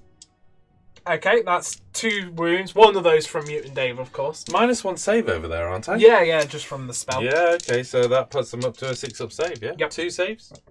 2 6-ups? Nope, both go through. Just one guy. One of them guys taken from the back there. Yeah, that's cool. Thank you. Horticulus is giving it a go. He's got his oh, that guy should be dead, by the way. Hop. Horticulus attacking. He's got his lopping shears. He's going to try and take some heads off on 3s. 3 hits. 3s to wounds. Or 2 saves at -1 rend. So 2 6-up saves? Yep. Okay, both going through. They're D3 damage apiece. That is 5 damage from him. 5 damage, okay. Mulch, Slime, and Crystal Jaw. This is D3 attacks. That's 2. Hits on 3s. Oh. Wounds on a 3. Oh. Mulch, you tried. Oh, Mulch. Is that it? Yeah, that's it. Okay, so 5 went through. I'm going to take these 2 at the back and just put... Well, they do have their pile in and fight, though, activated. Oh, so heavens above. I don't know whether you want to... above. That's probably... You kind of got these 2 that could go. Yeah, I'm thinking I don't really want to take people from the objective. So let's just double check that, actually. So those 2 aren't capturing the objective anyway. So those 2 will pop off and attack. So 4 attacks back at Horty. Yeah. Yep, hitting on 3. Reroll that one. Rerolling the 1, of course, because of the turn. Okay. 3 hits. 3s to wound. All wound. Okay, this is a 3-up save. What? He's good, yeah? He's good. He's loving it. That Space Marine save he's got there. Okay, well, the Grimrath's got some dude within range, so he's going to come at you, brah. It's only on a 2-up, though, he gets to do. Oh, well, yeah, all right. I'll roll that 2 for you. There you go. He's coming at you, brah. 4 attacks from the Grimrath. Yep. Hitting on 3s, re-rolling 1s. Yep. Oh, why the 2s? And then wounding on 3s. Again, re-rolling. Re-rolling 1s against that unit, but they're all through. So 3, -2 saves. 2 damage, so that's 6 damage. So that's going to be 3, and then 3 on him. Okay, well, that's good. That's good. It's 1 less body on the objective. Yep. Okay, I think. Is that not the end of a rather bloody and terrible round? Yeah, I think it is. Right, battle shock, Jack. Yeah, I've got my big unit of demons. Basically, I need to roll the 1 here for bring the them all banner back, to yeah? kick in. No, it's a 2. 2. Still enough for them to pop, disappear into the wall. It's not the end of the world. They hung in there and they you know, they shielded the Maggotkin. Yeah, that sorry, was their job. I always call them that, but the Rockbringers. Do apologise. On a 6, that Blight King can run. Nope. No, he's good. He's good. And that's everything from me. Of course, you don't have they to didn't take any damage over that. I don't have to take any because of just where I am in terms of objectives. Yeah. So we just need to tally the score. I think I've won this back, which is good news for now. Slightly worried about these guys here. Yep. But I've won it back. Do I hold that objective? Probably. 1, 2, 3, 4, 5, 6. Yeah, you do. Yeah, you do. So I'm holding that objective, in which case I will probably raise it for D3. I think you have to raise at the start. Do you? Even worse if that's the case. We'll check that. But in the meantime, I did score 1, 2, 3, 4 points from there. So the question is just whether I can raise it. So yeah, it is just starting from the second battle round. It is indeed the second battle round. I do control it. So I can raise it for D3. Let's do that. Oh, not what you needed. And you can do that one as well if you want. Why not? 1 point. So 4 more points from that. 8 points in total. So 8 points this turn, going into your turn 2. Okay, my turn 2. I'm going to start off with my corruption point generation. So I'm in my territory and I'm in your territory. So I get 6 corruption points from that. And a bunch of trees on the table. 3d3 because of my trees. Nice, that's pretty good. Nice. So that's another 3, 4, 5, 6, 7. 7. And I had 6. So that puts me on 13. Okay. Did you spend some on a tree, though? You did. Yeah, so but I'm that back was down to turn 1, 0. right? Okay. Now I'm on to 13. Right, okay then. which isn't bad by turn 2. I should be able to generate some pretty tasty stuff later. Yeah, the question is whether I've gained enough of a lead, because I think you are just going to out-summon me and out-maneuver me That's now. the thing. You're If I can so kind of fast. wait until the end. You're so fast and I'm so slow, but we'll see how it goes. We'll see how it goes. Horticulus has in death there is life, so he can heal his wounds. Top boss, and he's tough as boots, that yeah, guy. he's pretty tough. The Blight King there on a 6 heals himself.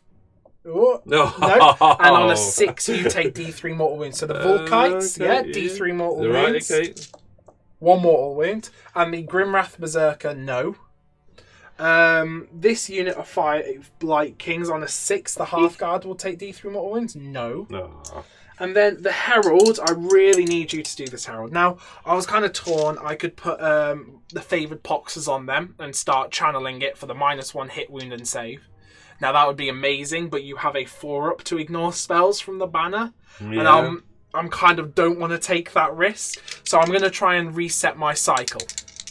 Okie dokie. No, not on that come roll. on, you needed not that. on that you roll. needed that. What is the cycle this turn again? Sorry. It was the burgeoning, so just like the mortal wounds thing, so not a lot. Okay. I think that's all my hero phase. I'm trying to think. Yeah, that's all my hero phase stuff because Rotigus is gone. Horticulus is running and retreating. Top 6. boss. That's what I needed. He's flying. That's an 11. What a sneaky, haughty dude. So he gets there. He's not going to get it this turn because he can't retreat and charge. But maybe if I get the double turn. And then on a 4-up, your Volkites take D3 mortal wounds. Of course. Because of his acidic slime trail, but I fail. Oh, bless. It works really good on beasts. I like that. So he leaves a slimy trail. Yeah, he leaves a slimy trail as he goes around. The Lord of Blight is running. That's not what I needed from the Lord of Blight. I'm going to spend one of my command points to make that 6. So he has a 10-inch move. Fella here, do you want me to move him for you? Oh, which way is he going? Just 10 inches that way. Sure, no problem. The Herald. I think that puts you right up to the 3-inch mark anyway. Yes, it does. That's the hope. Okay. The Herald is running. 6, so he's got a bit of move, so you might as well come across so you're clear for the charge. He's got a 10-inch move, so he can get up to there. Okay. As long as he is within 7 of the tree, he can run and charge. I was kind of tempted to take him back to the Rune Smiter, but if I can kind of stop these guys from piling in as much as Runic possible. Empowerment over there is not going to work. No, I've got them, but they're like -2 to hit on in shooting, so I'm kind of good there. The Putrid Blight, can you just move them over? I kind of want holding you back here, by the way. So yeah, what do you want to do? Just shimmy them across. They're only a 4-inch move. So. Okay, so a 4-inch move we can probably get. I'm just going to put a 3-inch there. He's the closest you can get. So 3-inch there, 3-inch there.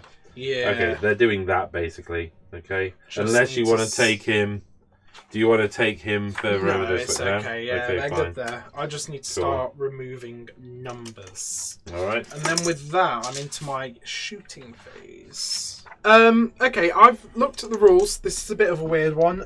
His Munificent Bounty, where he hands off death's heads to units. Top lad. It doesn't say he can't do it if he ran. Here, he gives it to a Putrid Blight King unit within 3. And they all can make a shooting attack. It doesn't say he can't do it if he ran, so I'm going to say he can. Probably won't do anything. He kind of throws heads at the Blight Kings as he's doing it. And then they hoof them on. And they hoof it, yeah. This is forced to hit. Forced to yoink. That's all hit. And forced to wound because of the -1. Yeet. Wow, that's 4 saves. That's 4 4-ups. The rend on this? No? No rend. Okay, so 4 4-ups.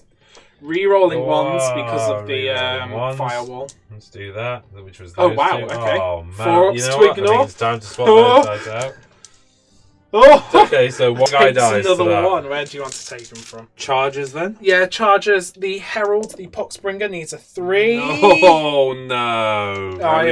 He'll just stay there. I've got 1 command point. He wasn't a big part of that combat, was he? The Lord of Blights. 6. He's good. In. Okay. Like that. And then the Putrid Blight King's over there. 8. Now that should be enough for what I need to do. Good for them to pretty much go. I don't want to go like that. Okay, you don't want to go all the way. Like that. Like that.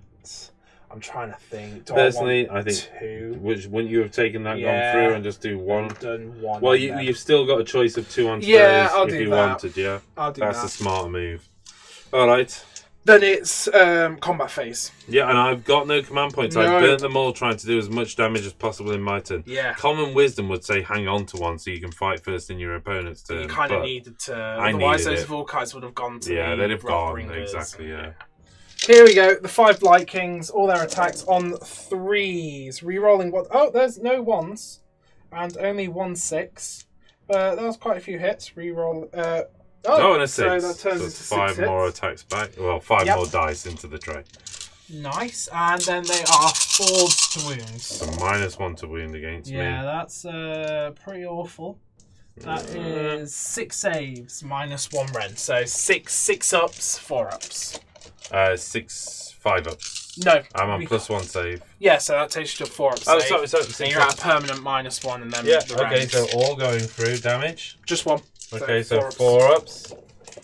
And that is 2 dead. Oh, okay. 2 dead. Right, next up I'm going to activate my Grimwrath. Yep. Pile him round there, but he's basically putting the units in. He's putting all of his attacks into the new unit that's charged in. Hitting on 3s, re-rolling 1s. Yep. Okay, no 1s. Okay. Moving He on. doesn't get reroll 1s. That's against the other unit. I do get re-roll 1s though from Rune of Fury. Oh, of course, yeah. It's yeah. But you don't re-roll get the wounds rune. of 1, and I couldn't get to him. Yeah. Because you tagged me and I couldn't pile in towards him, so I had no choice but to go for the non-reroll 1s of wounds. So just wounding on 3s. Yeah. Okay, they all go through. 3 6-ups. Don't make any, so that's 6 damage. Kills 1, puts 2 wounds on another. Okay. Your activation. Yeah, I think, to be honest, I'm just going to go straight with those Rockbringers because I can't risk to lose The any more Berserkers, of the them. Volkites will go. They've lost their ability to fight back as they die this turn, at least. So the 2 into the big squad, 6 attacks on 3s. No 6s. this is into the squad here. Yeah. And 3s to wounds. 2 saves at -1 rend. So 2. I've got my shields this time, so 2 5-ups. No, both go through. It just kills 1 of them. Kills 1 of them, so And that's then 1 gone at the back and 1 wound carrying over. The banner bearer into the unit of 2. Oh, he missed everything. The Auric Halfguard at the back of the table can do nothing. Yeah. So I'm just going to pile in with these. Can't get many into. I can get 2 onto him at the end. Probably come across there. He's going to shuffle in doing nothing really. So I have got, I think I can put 3 into this unit here. Yep. 1, 2, 3 into that unit there, and 2 into this unit here. So 3 including the Carl. Okay. That gives me 7 attacks. Hitting on 3s, re-rolling 1s. Yep. Okay, so all going through. Wounding on 3s, re-rolling 1s against that 1 man. Re-rolling the 1s. So that was a hit anyway. So that's 1, 2, 3, 4, 5 wounds so far. 4 up. Yep, he's gone. Okay, and then the 2 remaining ones into this unit. 3s, re-rolling 1s, all good. Wounding on 3s, no re-roll.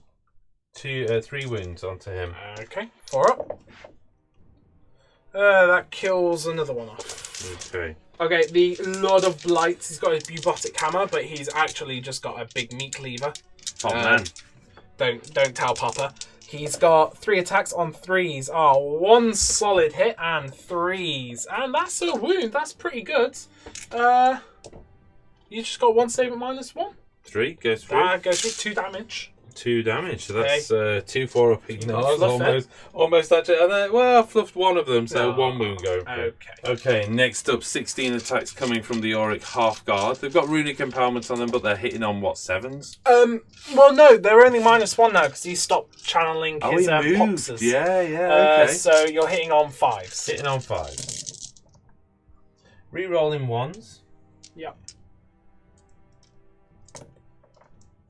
So that is 6 gone through so far. Wounding on 3s. 3s. I think it all This 4s. is the magma pike actually. So Yeah. no, it's 3s. In Wounding on combat 3s. as well. In combat, yeah. Jeez. Well, it's a heavy old Yeah, thing on. true. smacking you on the head with. So, wounding on 3s, re-rolling, because they have runic empowerment on them. So, come on. Well, I don't need it. I don't need it. I just pump all 6 of them into you. 5 up save. Dwarves. I save 3, and then 5 ups to ignore. Oh, 1 dies. But importantly, that takes away my -1 to hit. Ah, okay. So the conga line of Nurgle keeps coming along towards me. Here we go. 8 attacks on 4s. Oh, 2 hits. Proud of these boys. And 3s to wound. 2 saves. No rend. Both go through? That's just one guy dies. Okay. Oh, wait, that's your Carl. I want him to Carl. go. Don't kill Carl. You've got many Carls, but... No, he is the Carl. The one with a fatter Mohican. Oh, wait, no, I think the Carl's the double Mohican. Oh, of course he is, yeah. Sorted. Doesn't matter. Half-guard Berserkers back into the... I'm putting everything into the Blight Laws. I'll work on the character later. This is 15 attacks. I am hitting on 3s, re-rolling 1, mortal wounds on 6s. Yeah. Well, you'll be pleased to know there's only 1 mortal wound in there at this stage, but I do have 4 1s to re-roll. 2 mortal Let's wounds. clear the 2s out of the way. Boop. 2 mortal wounds. So 2 mortal wounds and 6 hits in total so far. Re-rolling the 1s. There's a 6 just balanced there for a second. No more 6s. Oh, okay. So this is only 7 hits now going into you. Yep. And Re-rolling. runic empowerment, so there's re-rolling on these as well. So that is 6 wounds against you. Okay, 6 wounds on... I'm trying to think.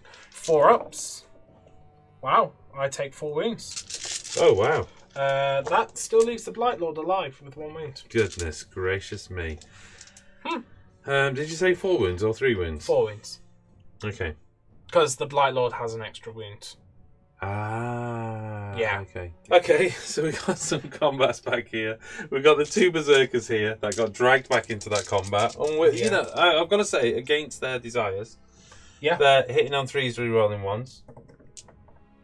Okay, all hit. And they are winning on 3s. No re-roll against that unit. So that is... Oh, wow. That's just 1 wound against that unit. Oh, I'll take it.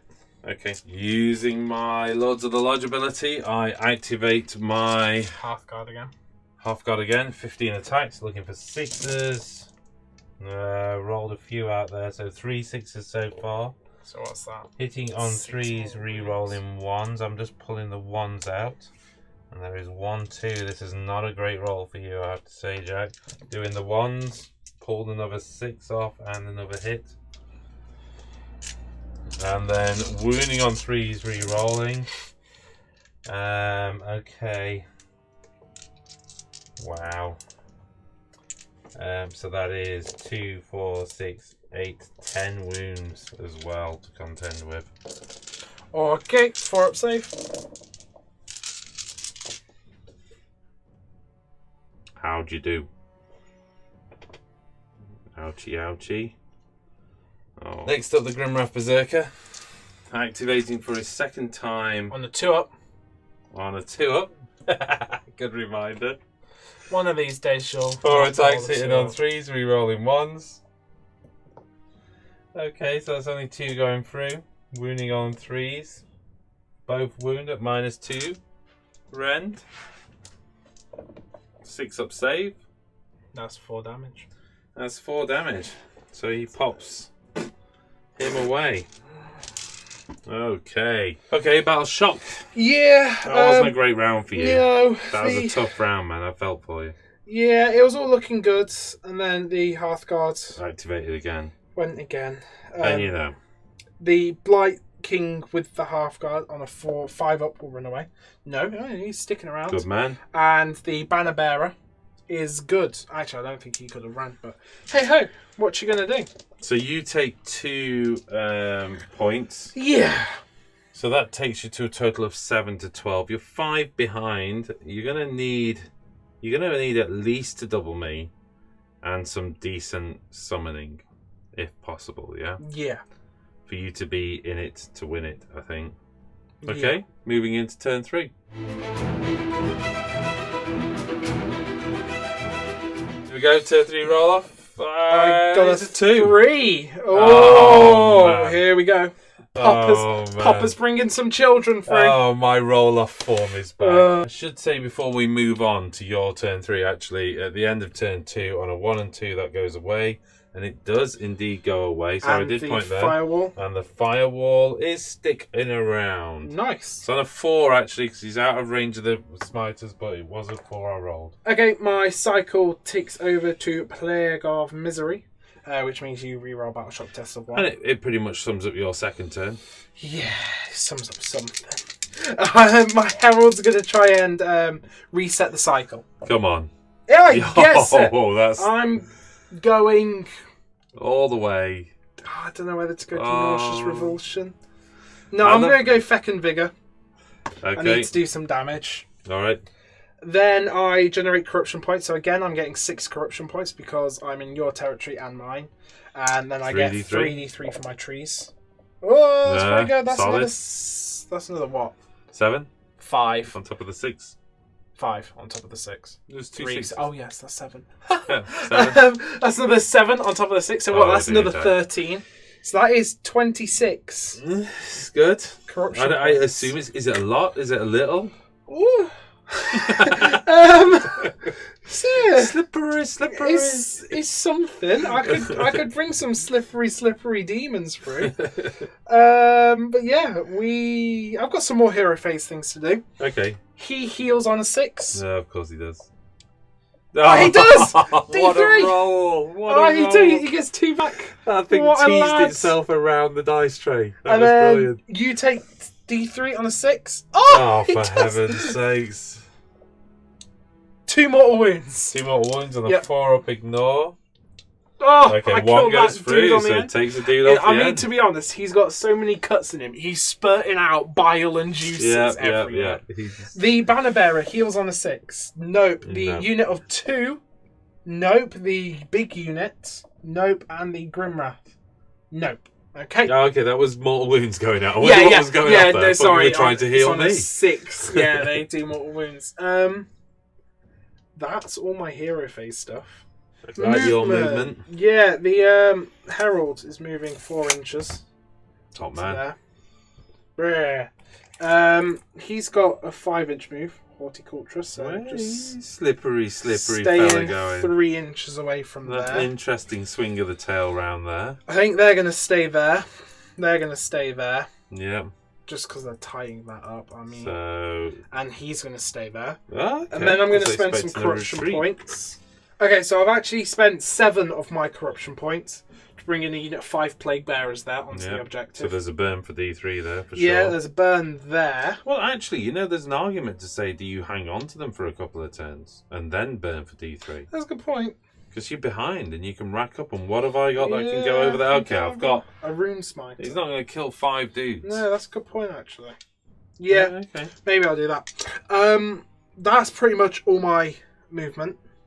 I've got shooting now. Okay, shooting phase. The Lord of Blights kind of looks at this Blight King as he squirted out a bunch of bile juices and killed a dude, and he goes, "Top man, I like you," and he picks off a head and throws it to him. Not just any head. A munificent bounty, Death Head. He saves the best ones for himself. So this is the one he's handing off, on a 4 to hit. No, he doesn't. Come on. Okay, now seeing him fail, he gets a bit angry and he picks off his special. He's pickled this head. It's like it smells like pickled herring. Not once, but not twice. Not once, not twice, but thrice times. And he picks a maggot out of his belly and he shoves it up the nostril of the head. And he kind of looks. He looks at his work and he goes, "Yeah, I like that," and he loves it. But does he hit? He hits. He wounds. It goes straight through your armor because it's -3 ren. It just explodes all over one of you for 3 damage. You know what? I need a little monologue every time he throws it now. 4 ups to ignore. 4 up ignores. Do you choose a model for this, or is no, it just you can choose. Okay. Yeah. Wow, man, he actually kills one. Another he dude actually kills one. I'm going to lengthen your charge from your man over there. Okay, and that's all my shooting. So it's on to combat. Okay, so charges. Yeah, here we go. I've got Haughty. Haughty. Oh, he makes it. Oh, what a leap. With an 11, but that's just enough to get him there. And then the Herald, he needs something big. An 11. That's big. He's done it. That's big. The Herald's done it. Oh my. With his head cut aside. Why his are head Nurgle so fast? Oh, he just gets over there. Pro strats there, dude. I'm very proud of you. Oh man. So you are activating the Blight Lord. I'm not happy about this. I'd rather go somewhere else, but I have to get him out of the way from the Grimwrath Berserker. Sure. So he's piled in across, leaving my Berserker behind and the larger unit. Yeah. He hits on 3s.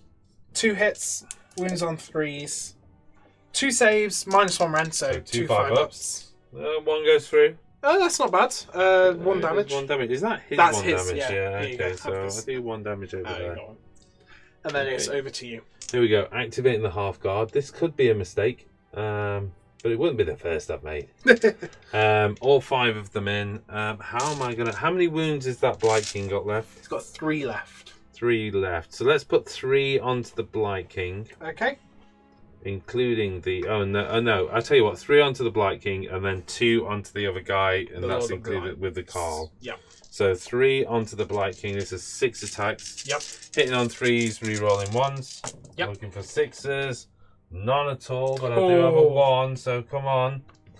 Nope, just rolls a 1 again. 4 wounds. This isn't a good sign. Wounding on 3s. Re-rolling because of runic empowerment. Oh man, 3 wounds going through. Is this onto the Blight King? This is onto the Blight King. He saved all of them. Oh.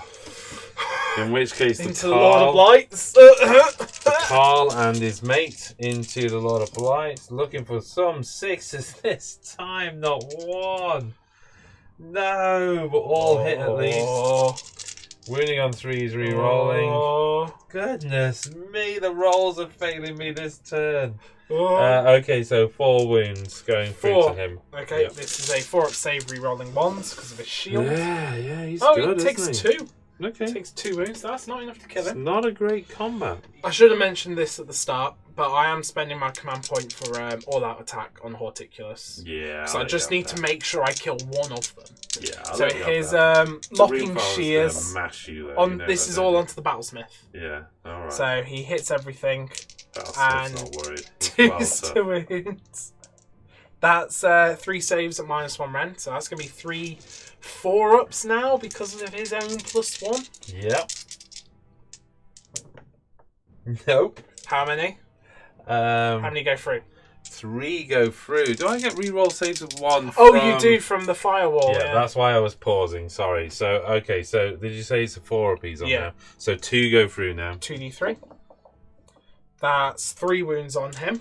Okay. And then Mulcher's Bite, D3 attacks, 2 attacks, hitting on 3s, rerolling 1s. Oh no. And wounding on 2s. 1 wound, -2 rend, so this is a 6-up. Saved it. Not the news you need. Not the news you needed at all. Okay. Okay, so the Runefather's hitting back. He's got 3 attacks. He's hitting on 3s, re-rolling 1s. Unmodified 6s do mortal wounds. Yep. Okay, so 1 mortal wound. Is that 6? Yep. So you take 1 mortal wound back. Yep, okay. We'll come to that in a second then. Yeah, just flag it up if you can. Yep. And that's 2 we're going through. I am re-rolling wounds against the hero with my Hermdare artifact, which is a good job because I missed 1. So that's 2 wounds going through. At -1 rend, doing 3 damage. 2 wounds at -1 rend. Yeah. I ignore the -1, so it goes back to just my normal save. Tanking it like a boss. I've saved 1, which means I take 3 damage plus the mortal wounds. Yep. Which I ignore on 5s. That was cocked. Oh, so I take 3 wounds. Okay, that's good, that's good. Okay, the Herald, his Bale Sword, it's a Bale Scythe, into the Battlesmith. Hits on 2s because he does have the Muck Talon. And wounds on 2s because of my cycle. That's 3 saves at -1 rend, so 3 4-ups. 3 4-up saves. Okay, 1 going through. D3 damage. 2 damage. How many wounds does he have? He's got 5 wounds. Oh, that does him. That does him. That Pop. Congratulations, mate. Nice. You need it. Okay, using my ability, I'll activate the Half-Guard Berserkers again. Same again, basically, in terms of this. So, 6 attacks into the Blight King. Yep. I'm looking for 6s, really, which is where I failed last time. Whoa. How many? 3 6s this time. Gone. So he goes. Yep. And then the 5 attacks into your character. Okay, 2 6s this time into the character. He's and gone as all well. hit. Yep. Okay. Yeah. So that's how their combat should have gone last time. That's pop them off the middle of the table. I think, is that it for combats? I've got the we've got Plague the guys Bearers, over there. Let's and do you've that. got your Volkites. Yeah, cha. Here they go. Conga lining their way up on 4s to hit. Wow, that one was a bit cocked. I'd have let you have that. That's still a bit cocked. Oh, come on. You did a 4 or 5. there There, you you can have that, That one. That was a that one 4. That doesn't was a 5. It's alright. And then they are 2s to wound now because of my cycle. Oh, I'm dropping the dice. He's just whacking was a dice 1. all over the Yep. place. No, I bet. That was 6 saves at no rent. 6 saves. All the saves at no rent. Okay. Oh, crikey. Right. That is 5 going through, mate. 2.5. Wait, do I get? dead No, I then. don't. Over there. Yeah, 2.5 dead. Woo. Let's chuck you a wound dice over. 2 Volkites over here. Seeing what they can do. Hitting on 3s. Yeah, I was just looking actually. The Carl has gone. So hitting on 3s. I think he's gone anyway. Rerolling ones. So Rerolling 1s. That'll do. Wounding on 3s. Oh, okay, 3 wounds. Oh, no rend. I saved one of them. So 2 go through. Takes him to 3 wounds. 3 wounds. Still alive. Jack's face when I just reminded him of the -1 to wound, but that's my bad. I should remind you as you're rolling the dice, but don't worry about it. Okay, here's my 11 attacks back coming from the Auric Half-Guard. Hitting on 10s. What do No negatives now. No negatives, so indeed, hitting on 3s, wounding on 3s then. Re-rolling 1s on the hits, which is a good job, because there's plenty of those in there. Hey, 3s in combat. Yeah, 3s in combat with a Magma Pipe. Nice. And then 3s to wound re-rolling because of Runic Empowerment is still in place after that double. Oh, wow. 2, 4, 6, 8, 9 wounds. Wow. Wow. 5 up save. The Auric Half-Guard are just powering their way through this game. And 5 Strignor. 2 die. 2 down. Okay, powering is a strong word. Right, okay, into your battle shop. Phase. Yeah, I'm going to burn this one. Oh, okay. D3. 3! Oh, man, you needed that. That's what we were looking for. I'm not going to burn the other one. Yeah, I'm a Because long I way think off. I can hold it for I one think turn. 5 Plague Dudes will hold it against even a couple of my characters are just not up to removing them. Yeah. I mean, beware the Flame Spitter though. But 5 up ignore. I think they'll be fine. I'll be alright. You'll be alright. Fine. Okay, so let's tally up your points. 3 from that. And then 2 more, so that makes 5. 5. Oh, so 6 because I'm holding that one. that puts you 1 point ahead. Fyreslayers turn 3. Yeah. I've got. Not a lot left. I'm a point behind. There's not a lot left. You've got a lot of mobility with the summoning. Yeah. It's a tricky one. I think because of that, I need a bit of movement. I'm going to go for Rune of Relentless Zeal, and I'm going to see if I can get over to these 2. That's not going to happen this turn.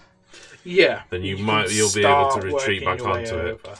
But there's not a lot I can do about it. If I can get some dudes onto here, then subsequently onto there. If I can get them back to there to try and stop from summoning, and if I can take care of Haughty, Yeah. that's about as good as it gets. Because that's the thing, as soon as my heroes go, my summoning gets worse. Yeah, exactly.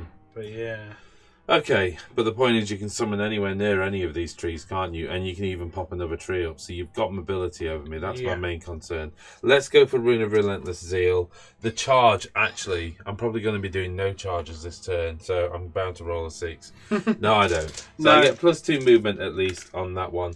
Cool. Next up, let's see if we can bring up the Fire Spitter. So that does come up on a 3. I am keeping the Magnet Forge stoked, by the way. I'm not going to burn that yet. I don't think there's even a need to burn it. Let's pop that there. Okay. we'll see what we can do with that. Actually, you know what? That could have come out of that one, and he could have popped it up over there. So that's a foolish move on my part. I didn't really specify which one was summoning it, and I've dropped it there. So that's my bad. Because actually over there, 24 inches into that unit would have been really good. But I'm also conscious that Haughty is super tough. Yeah. So, and I've only got 5 half guard left and a Rune Father. So I don't mind just throwing everything at him this turn. Runic Empowerment coming from the Rune Smiter over here. That goes off on a 6. I don't think. I think that unit's out, so I'm going to grant it to the Rune Father. Yeah. Okay, because reroll wounds on the Rune Father is no bad thing. To be honest, though, he's got reroll wounds anyway. So who can I grant that to? You could give it to some Berserkers. You've got the Grimwrath Berserker. Yeah, so let's give it to the Grimwrath Berserker. He gets reroll wounds. Yep. It's the way to go. Runic Empowerment over on the Rune Smiter over there. Fails. Marvellous news. He's got his Searing Heat, so let's go with -1. Searing Heat. Yeah, on that 3. does go off. So -1 to hit on the Plague Bearers. Which helps. They've not been doing a lot of damage anyway. The problem is wounding them. Therefore, the Runic Empowerment would have been better than the Searing Heat. Yep. We've got the Run and Charge. You know what? I'm going to... Yeah, now they're out of range. Okay, but I tell you what I can do. I can try and go for the Deadly Terrain over there. From the Battle Mage Smith. Battlesmith. No, Rune Master. Rune Master. We weren't even close. Goes off on a 5. Yeah. So I've got 3 guys within an inch of the terrain, so 3 dice on 6s. Nah. No, but it's deadly now, yeah. Okay, put the deadly mark over there as a reminder. Okay. Runic Empowerments have fired. The prayer over there is done. The prayer over there is done. I've got one last prayer. Yep. Which is +1 save. Yeah. Okay, let's do this. And I'm going to grant this to the Rune Father if it goes off. And it does. So the Rune Father gets +1 save. Okay. I'm going to try and put a marker there, but I'm bound to forget it between now and the end of the turn. I think that's it. Yeah, we were just chatting, weren't we? Just stare down and Weapon Breaker at the Rune Father. It goes off so rarely. But you know what? It is worth rolling for. I mean, stare down, not in this case. And it's so infrequent I actually end up with a Rune Father in the second round of combat anyway. Yeah. Stare down doesn't apply here. Let's have a look if Weapon Breaker kicks in this turn. We can give it a go, but we'll see. It's a bit like the throwing axes. Half the time I just can't bring myself to roll the 5s and 5s because out of 20 odd dudes you usually get sort of 1 or 2 going through, which usually gets saved away, you know. Okay, I'm going to run and retreat these guys. So that's 4, so giving them an 8-inch move. No, a 10-inch move. Oh, a 10-inch move? Oh, thank you very much, because I do have the +2 move. So that gets me to there. I don't think... Not on it, right at the edge of it, though. I still hold it anyway. I'm trying to close down as much as possible. Same with these guys. So the Volkite Berserkers here are going to run. Yep. I've got a 4... So that gives them a 10-inch move. That takes me to that objective. That's all I need it to do. Okay. Because they're just going to... There's no point me attempting to hold. Because you can summon and steal. I'm going to have to burn a note for the high-rolling D3s. Yeah. The Grimwrath Berserker, he was at 3 inches, but just to be absolutely clear, he moves to 3 inches. Do you want these guys to get 3 inches away? Yeah, they've got a 6-inch move, haven't they? So they can do that. Just get over to here. And can you also give me a run with the Rune Smiter over there? 1 inch, so just a 7-inch move over there. Take him just towards. Yeah, just take him towards the. I'm loving you doing it with a 3-inch ruler. This class. There you go. Yeah, I don't want him pilinable, but I think I've got enough to stop me there, haven't I? So I just want him further over because At some point, I might be trying to make a dash in the next 2 turns for this side of the table. You'll never know. I'll be amazed if I can somehow remove them, but that will be the plan. Actually, before we go into shooting, there was one other model I wanted to move back, which was the Rune Master. He gets a 4, giving him a 10-inch move. Just puts me one more body over here, and again, I'm trying to reduce down what you can do with summoning. So, okay. So the Flame Spitter, have they both got a 5-up ignore, these guys? Yeah, all the demons are just 5-up ignore. How many wounds as the... Horticulus? No, the other guy. Oh, he got 2 left. Okay, let's pop him off, because then the Rune Father can... Hopefully, we'll put both of them into Horticulus. Okay. Yeah, the Rune Father's got the decent rend as well, so if I can free him up. So we're going to go... I need 2 mortal wounds on this, and you need to not ignore them. So 6s. 1, 6. I don't ignore it. Okay, well, you don't ignore it. Okay, 1, 2, 3, 4, 5. And the Rune Father. That's what I'm doing. Goes. Throwing axes again. Things have got that bad. 5s and 5s. Yeah, I'm just checking whether the Rune Father actually hits any... No, he doesn't. No. Okay, so here we go. 5s and 5s. Throwing axes from the Half-Guard Berserkers and the Rune Father. Rune Father doesn't have reroll wounds, does he? No. No, the Grim Rat does. 2 hits. I'm not rerolling ones this turn. Okay, 1 wound. Oh no. 4-up armor. 5-up ignore. Oh, I made it! I needed that. I needed that 1 axe to just do the job. Okay, the Auric Half-Guard in a vain attempt to remove these impossible to shoot Nurgles. Yep. Hitting on 5s. Do I spend my command point for reroll ones? I'm not doing much else this turn.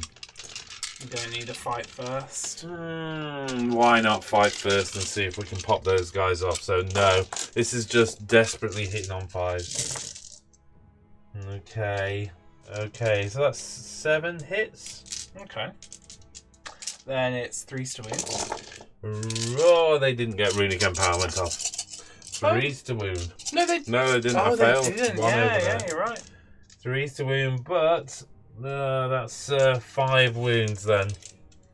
-1 rend, so 6-up save, no saves, and then 5-up to ignore damage. 1 damage. So 3 die. 3 die. It's 3 less. You got all your throwing axes. Yeah, so 11 throwing axes, yeah? Yeah. 2, 4, 6, 8, 10, 11. Hitting on 6s. -1 to hit, yeah. 1 hit. Let's just see what it does if I throw it over there. Oh, it actually wounds. 5-up armor and 5-up Come on, resilience. throwing axe. Yeah? Yes. Guess one of them. Right in his eye. I have to say that I rarely throw the throwing axes. I'm actually chipping a few guys away with them.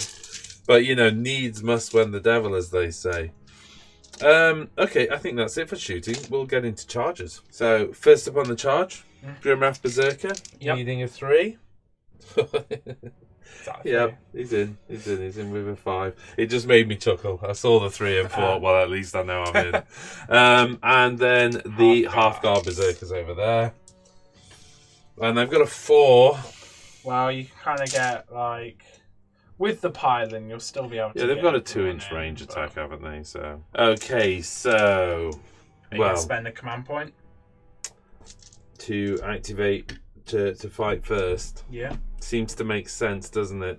Okay. Okay, so I'm going to put the Carl and one of the chaps into the Herald. So 5 attacks into him, 6 attacks into Haughty. The 5 attacks into the Herald. I'm looking for 6s ideally, 3s to hit. 1 6 going through. Okay, I'll roll these 2 ignores now. Okay. Yeah, no, so the Herald goes, and you take a mortal wound. Right, okay. But do you want to just wait until you've done the attacks onto Horticulus? Sure. They all happen at the same time, so yeah, he's still there as far as this round of combat's concerned. 6 onto Horticulus, looking for 6s. No 6s at all, but 5 hits. And then resulting in, oh my goodness, 3 wounds onto Haughty. 3-up save. You save them all. You take a mortal wound, so on a 4-up you ignore. Which I do. Okay. There you go. And then quite you what actually, I was hoping for. Yeah, now you just go into your normal activation. So are you going to go with the Hearthguard again? Yeah, I'm just going to go straight again and put everything into Haughty this time. So we have 9, 10, 11 attacks into... Oh yeah, that is 11, yeah. 11 attacks from because the extra one from the Carl. Hitting on 3s. 6 is doing 2 mortal wounds. 6 is doing mortal wounds. Need those 6s. Just get any 6s? No. Oh dear. No 6s that all. Doesn't look good. Okay, there's a few wounds though, but that's not helping. Nothing above average for sure. And then to wound. Okay, we've got 6 wounds onto him. 6 wounds. This is a 3 up save. Followed by a 5 up to ignore damage. So I take a wound. Oh my goodness. It's all down to the Runefather then. Here we go. Blight King attacking. He's got 3 attacks. Really looking for 6s. That is 2 6s, which is 2d6 hits. Yeah. It's only an extra 3 hits. Nothing crazy. Better than nothing. Better than nothing. 2s to wound now, actually, because of my cycle. So that is all wounds, luckily, which is 6 saves at -1 rent. So 6 5 up saves. Oh, 5 go through. And then I think he's got 5 up to ignore damage because he's in combat. He's got 6 wounds as well, but he is in combat, so that gives him a 5 up to ignore. Yeah. Oh. Okay, so only 2 wounds actually going through, taking him down to 4 wounds. 11 attacks into you. I'm still -1 in combat. I'm not anymore, am I? Okay, so 11 attacks in. This is 3s and 3s. Okay. There's a few. Oh, wait, that was a 2. Oh, man, that wasn't as good as I was thinking. And then 3s to wound. Not great at all. 3 wounds on you. That's all. 5 up save. 2 save. 1 save, rather. And 5 up to ignore damage. Oh, 1 dies. 1 dies. Here we go. He's just going to put everything into the Hearthguard just because that's all he can reach. His Lopping Shears.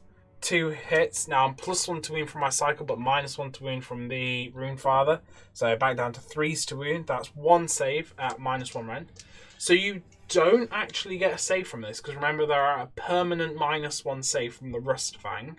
Oh, of course. Which puts him down to 6 at -1 means no save. So D3 damage. Oh, 1 damage. You got 4 up to ignore. 4 up to ignore. Which I manage. Okay. And D3 attacks from Mulch. Oh, 1 attack. Mulch, what are you doing? He hits. He scores. He wounds. -2 rend, so that's 2 damage. So 2 4 up ignores. Yep. Yeah, 1 goes through. Okay, so 1 guy takes a wound. Yeah. Let me see. Got the Grim Wrath or so your I'm just going to pile in the Runefather and let's see what he can do. Do you want to pile him in? Because he's still in range there and protected then. Yeah, okay, yeah. You've got a good point, actually. I like the idea of him getting in close. There isn't anything I need at a 1-inch range with this guy, do I? No, he's For instance, Weapon big Breaker. old latch axe. No, Weapon Breaker is a 3-inch. So here we go. This is the Runefather with his 3 attacks. He's hitting on 3s. Yep. 6s do a mortal wound. And then he's re-rolling wounds. Yep. Which is his natural ability from Hermder. Yep. Okay, because he's fighting a hero. So hitting on 3s, looking for 6s. No 6s and 2 2s. Interesting. That's about as fluffed up as it can. He nails a 1 on the re-roll. Reroll. Oh, and a 2. Wow. Absolute failure of a Runefather. What a numpty. Standard performance right there. I know, standard performance right there for a Runefather. The Gurgles attacking back. They're at -1 to hit from the prayer. Yeah. So they're hitting on 5s. Okay. 4 hits. It didn't actually help because I didn't roll any 4s. No. So that makes me feel better. Yeah. And 2s to wounds. 3 saves at no rend. So 3 5 ups. 2 go through. So you do take a dude off. Kills him. Oh, and passes a wound over. The Grimwrath scowls across at the underperformance of the Runefather and says, "This is how you do it, you young pup." And he smacks him with 4 attacks on 3s to hit.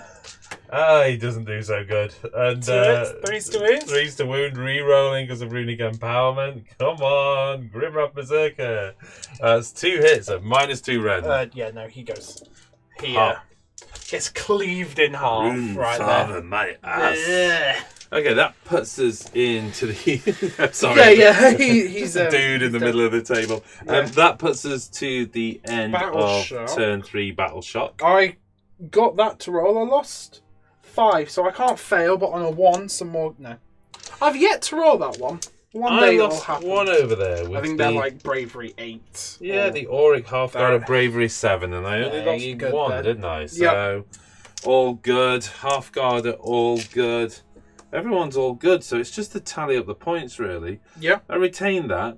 I gain that back. So 1, 2, and I'm within 6 inch of this by half an inch.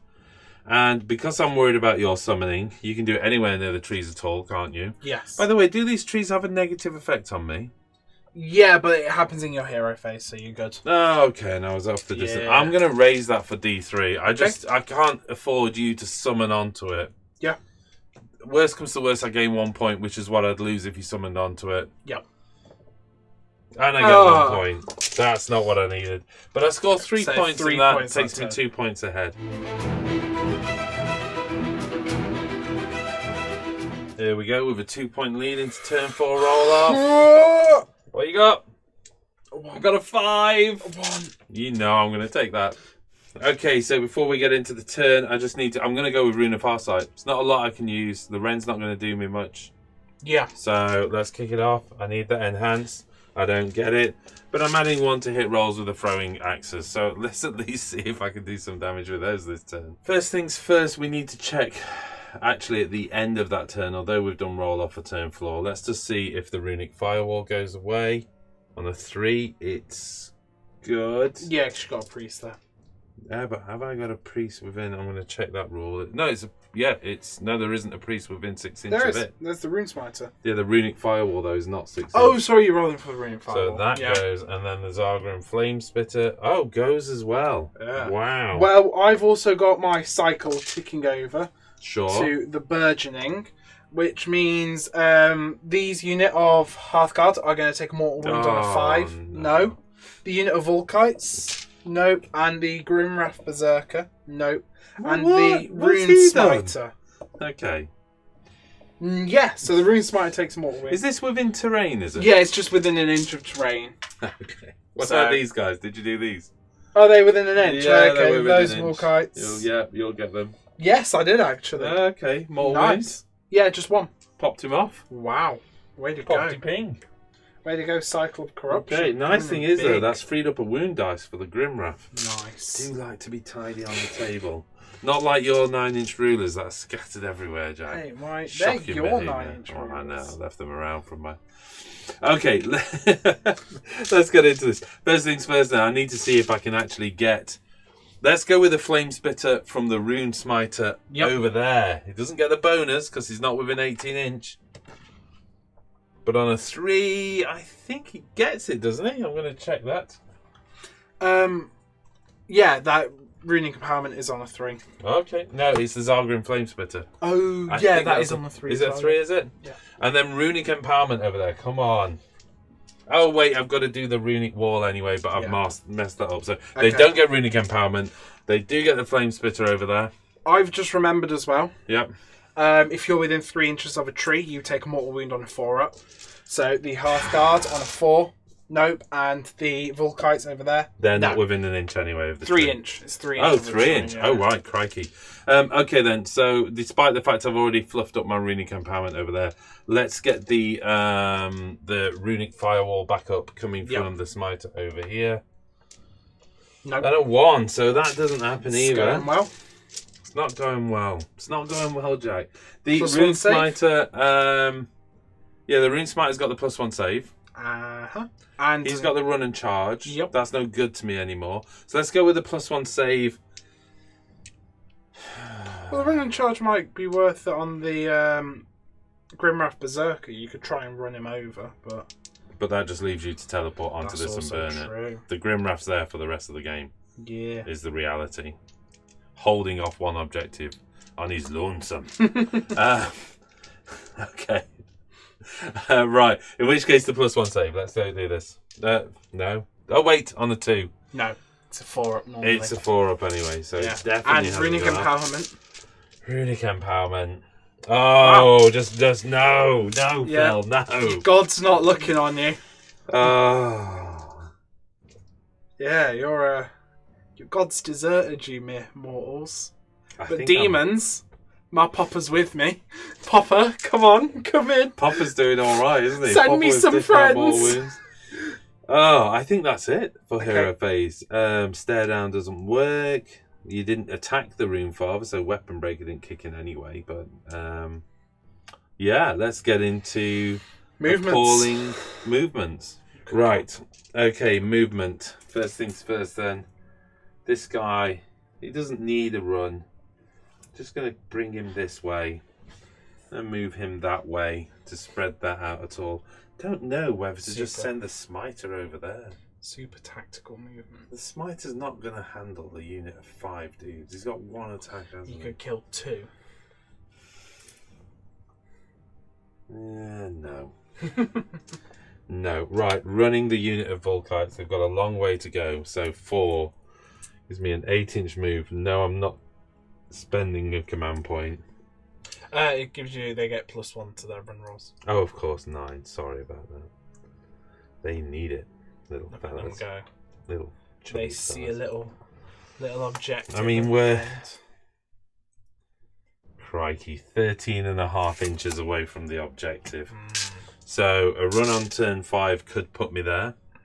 You're going to need to think about that because there's D3 points waiting for me there. Yeah. If I could have run if I could have run the Auric Halfguard, I'd have been tempted to do that to kind of like. Yeah. I just can't get 3 inches away. You kind of filled that gap and blocked me with a tree. That's kind of become the world's largest stalemate there, hasn't it? Yeah, I know. And I've tried, I've considered 2 or 3 things like retreat away and just rely on the shooting. Then where are they but they've actually done more damage in combat, even though they're pretty pathetic in combat. The +1 rend, which is the only thing I've got less. On the turn you retreat, you can't shoot, and all I'm going to do is just catch them and charge them. Exactly. So it just feels like I'm flogging a dead horse over there. I think that's it for movement. Nice. Unless I retreat the Rune Father to go after those 5 Nurgle. It won't really matter, though. We need to kill Haughty. It won't really matter, because all that's going to do is, like, because it's my turn next. Yeah. And I just burn it for D3 anyway.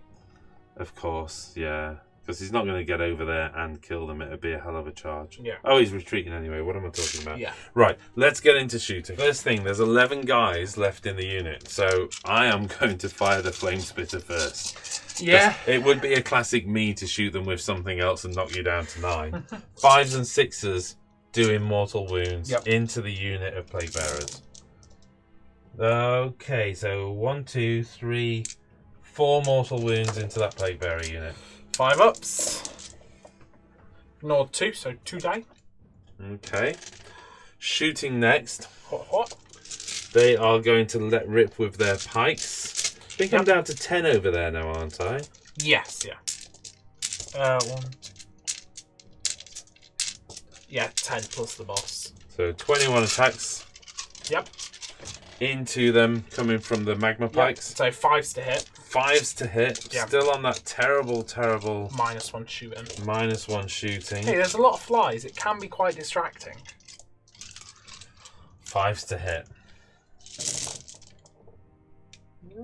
Okay, there's a cocked dice back there, but let's pull out the 5s first before I sort out that cocked dice at the back. No. Okay, so that's 6 hits so far. Nice. And 3s to wound. No runic empowerment. Nice one, Rune Smiter of uselessness. 3 wounds over there. -1 rend, so 6 up save. 2 go through. 2 5 ups. 2 die. Okay, I'm whittling away. Now, this is what gets you worried. Throwing axes. Did you say 10 dudes left? Yeah, 10 dudes. Plus the smiter. Yeah. Hitting on 4s, -1, back to 5s. Or is it -2? No, -1. -1. Back to 5s. Yep. Hitting on 5s. Wounding on 5s. No rerolls. Who did better than the main guns? Wounding on 5s. 2 wounds. 5 ups. Oh, No, 1 save, one followed by a save. 5 up. And save. Oh. Axes, you give me no love. Okay, how many's left? Not enough. Yeah. No, well, rather too 7. many. Too many. 7. For the average kills I'm doing at the moment, too many. Half-guard and the Rune Father. Yeah. Throw in their Axes of Joy. 4s. 3 hits. I'm hoping one of those is the Rune Father. Yeah, of course. Wounding on 3s. Wounding on 5s. Wounding on 5, sorry. 2 wounds, believe it or not. 3 up. I'm good. Tanked them.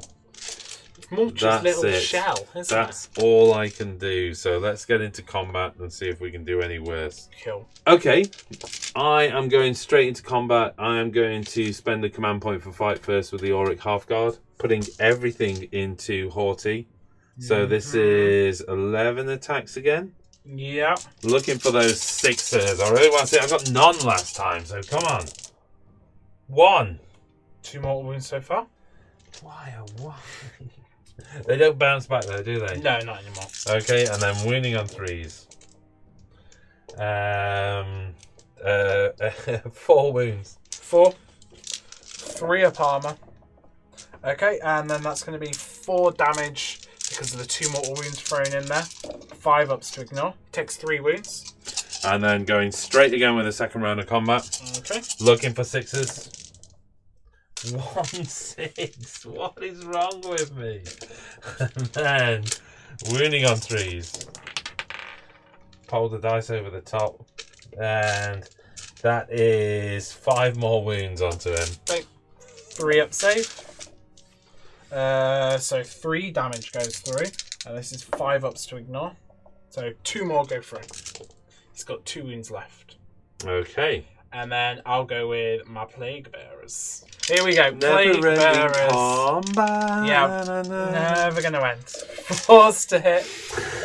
2 hits. Oh, God. They're only 3s to wound now, so 3s to wound. 1 save. 1 save. Yeah, 4 up. Take the wound. Yeah, so that kills that guy off. Pop. Wow. And then they get to pile in and fight, yeah? 8 attacks. Yep. Back into the Nurgling unit after Nurgling unit. No. Oh, Plague Bearer unit. Yep, that's it. 3s and 3s. Okay. And then 3s to wound. Whoa. Pick one up off the floor. 3s to wound. 3 wounds. 3 wounds, 5 up armor. And then 5 up to ignore. 2 die. Wow, okay. Hooah. Hooah. I love Hordy. And I hope Hordy loves me. He's going to give you a big kiss. His lopping shears on 3s. This is all into the half guard, by the way. Yeah. And a 3 to wound. And D3 attacks from mulch. 1 attack every time. Every time. And he misses.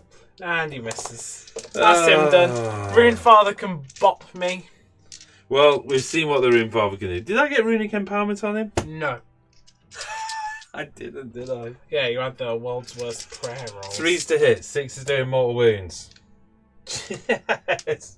2 hits and 1 mortal wound so far. Okay. 3s to wound. Wait, I re-roll wounds with this. Yeah, you do. Of course I against do. heroes. 2 wounds, -2 rend, 2 damage, 3 damage, -1 rend, 3 damage, which you ignore. Yeah, yeah. So 3 up save. I saved both of them, then the 5 up to ignore the mortal wound. I take. You really saved both of those 3 damage attacks. Yeah. Oh, Jack, you're just killing my fun with a pretty weak showing from me that turn. I left Haughty on 1 wound, which was about as bad as it can get for me. If I could have popped Haughty off, I think I'd have. I just think over the next 2 turns you've got, you're probably just going to out-summon me and pop some points off. But we'll see. That's the hope. I scored 2. Takes me to, I think, a 4-point lead at that. Yeah. So... I've got Battle Shock, the Plague Bearers. They lost 6. And their bravery Looking 10. for that 1. That makes an 11. 11. Which means I lose 1 more. Okay. Wee. Back to Papa's garden. And I think that's it for the turn, yeah? In my turn, in death there is life procs, so he heals a wound. Slippery heals a wound. Yeah, he's just healing all his wounds. Doesn't like being wounded. And then generating my corruption points, I get 3d3 plus 6. That's 3, 6, 7. Yeah. Plus 6 is another 13, which puts me on 25 points. That feels like that's a lot. Not as much as I would have liked, but we can deal with that. Yeah. Other hero phase stuff. All my wizards have gone, so there's no more hero phase things to do. It's just straight into movement. Let's do this then. Movement phase. The unit 5 plague bearers are running 1. It'll do. That gives them a 5-inch over to there. Yeah, just camp. Hooah. Hold it for one last turn and burn it in turn 5, no doubt, yeah? Yeah, that's the plan. Well, I'm 4 points ahead of you at the moment, and arguably you're sat on 4 points We've there. only got 1 turn, yeah? Well, you sat on this turn, and then you get turn 5. Yeah, Not yeah, gonna be able you're to kind charge of sat on. them, so... No. Horticulturist is going to run and retreat. He gets a 3.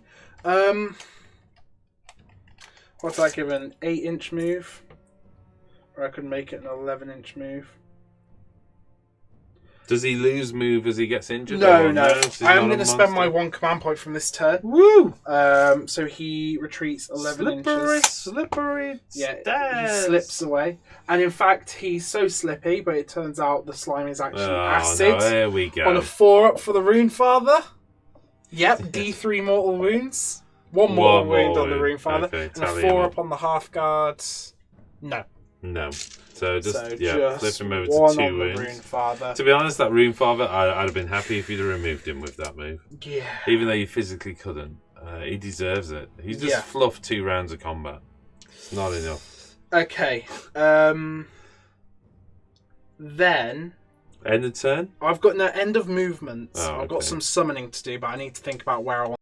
Okay, I have decided what I'm going to use my corruption points on. I'm going to spend 21 of my corruption points, so going down to 4 to bring on 20 plague bearers. Oh, what? Oh yes, we love them. 20. Yeah.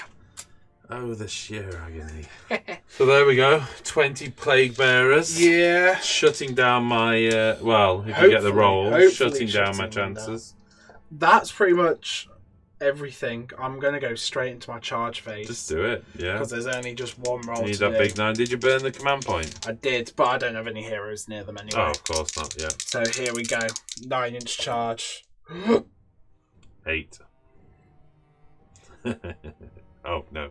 Oh, never mind. With that slightly upsetting failed charge and nothing else happening, I'm just going to go straight into combat. I've got Come on, 4 dudes on 4s. Yeah. That one's cocked. Oh wow, that's all hit and 3s. That's 3 saves, no rent. 3 5-ups. 2 go for it. 1 dice, Kill just this another. one. Yeah, take the furthest away. Okay. They get to pile in. Pile in. I'll leave it to you to say how many get in. It looks like probably that many. Well, he can get round. No, well, okay, if he was touching that one, far enough then. So how many just is that? 1 not in, that's 3, 6, 7. 7. Hitting on 3s. Wounding on 3s. 3 wins. 5 up. Followed by a 5 up. No, I lost 1. Never ending which is story. perfect. Because then they might come back. Here we go, Battle Shock. Only the unit 3 demons. I have yet. You so needed a 1. To roll a 1. What happens on a 1? Is it D6 D6? Yeah, back. D6, okay. But no, it's fine. Honestly, it's all good. I'm okay with it. I get 2 points. That's what matters. So I've got a 2-point lead on you going into turn 5. Roll off. There we go. It's a crunch moment. I can't even do the math hammer on who can win on this one. But let's just go for it. 2, 3. Oh no! The clutch double turn, and I will take it. Really? Yep. Yeah. Okay. Definitely. My cycle of corruption ticks over one more. Whatever. So you reroll battle shock tests of one, doesn't really matter. Yeah. Generating my corruption points. It does matter. Oh, that's not a lot of corruption points. That's 10, which puts me on 14. That's all my hero phase stuff. It's now just on to movements. Movement. 20 plague bearers are running. 3, giving them a math 7-inch move, which will put them within 2 inches. So, No, well, over here, 3 inches. Yeah. You're good. So here they go. Horticulus is going to run. 4. That gives him a 5, 6. That gives him a 9-inch move. I struggle to do maths there. Slippery, going around the corner. Gets him to there. The unit of 5 plague bearers, they're also going to run. 1. I'm going to spend a command point to make that a 6. Okay. Is that all your command points gone? Yep. So they've now got a 10-inch move. Here we go. It's showtime, buddies. Should be enough with a charge. Unless you utterly fluff those charges, you're going to take that from me. Yep. Then end of my movement, I'm going to spend all my corruption points.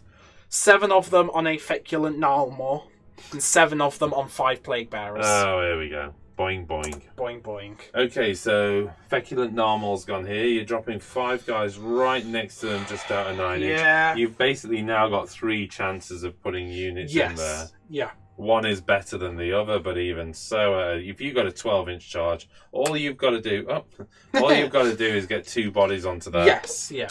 And you are golden. Gucci. Okay, into your charges. Yeah, just going to go straight into the charges. The big unit of 20. I mean, yeah, with an 8, that's fine. They can just going to utterly wrap. Yeah. I've got Horticulus. He needs something decent. No, he's out by a wee tiny amount. Okay, the 5 plague bearers. 5, 6, 7. They're good. If it's is these, that, yeah? If you meant those, yeah. Yeah. Yeah.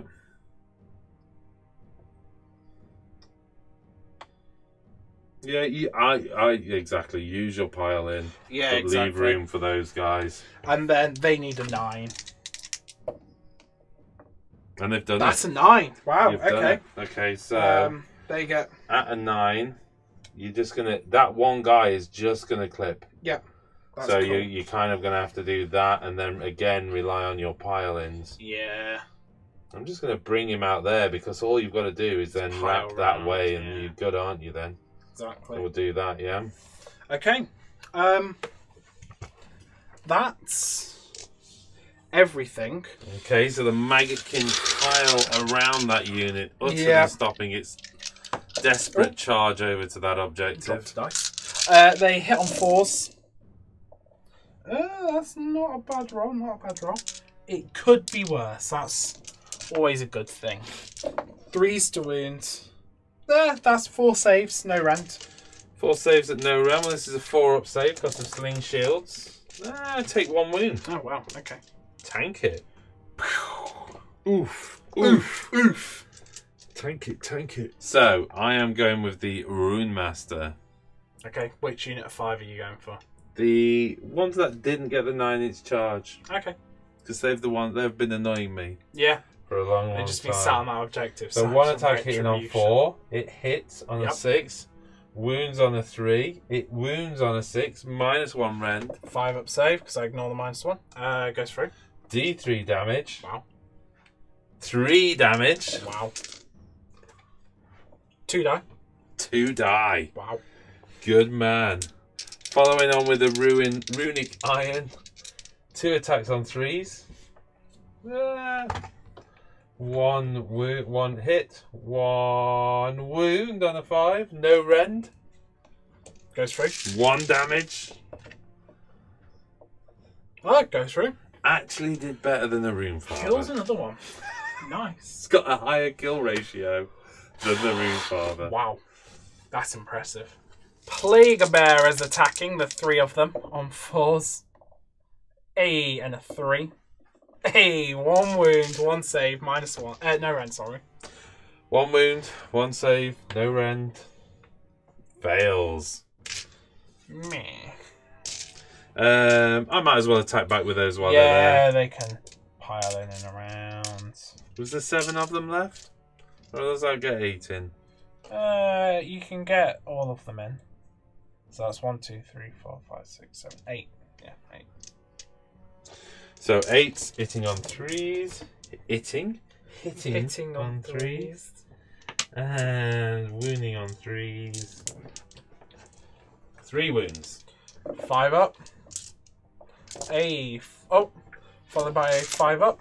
Oh, 1 dice. Which again is the number we're looking for. Because if I roll a 1, D6 coming back coming at back. you. Okay, your activation. Yeah, I've got Plague Bearers over here. So with piling, you get 2 attacking. It's not really about that though. You've got the objective now. And a 3. No rend, 1 save. Okay. That's, sorry, I failed. You know okay, what? I saw a 1 and I thought I did something, but I didn't. That's fine. 13 attacks coming out of the Volkite Berserkers, hitting on 3s. Oh dear. That's not the roll we're looking for. Move along. 3s to wound. And bounced 1 straight off the tray. Okay, 3 wounds. All 3 go through. 2 die. You would have been at -1 hit, but it doesn't really matter. You know what? I've just remembered it. Here we go. The Plague Bearers fighting in the shadow of a big, furry, sleepy beast. 4s to hit. And 3s to wound. 2 saves, no rend. 2 saves, no rend, bouncing off the German Shepherd. 1 goes through. Hey, doesn't really matter. Takes a wound.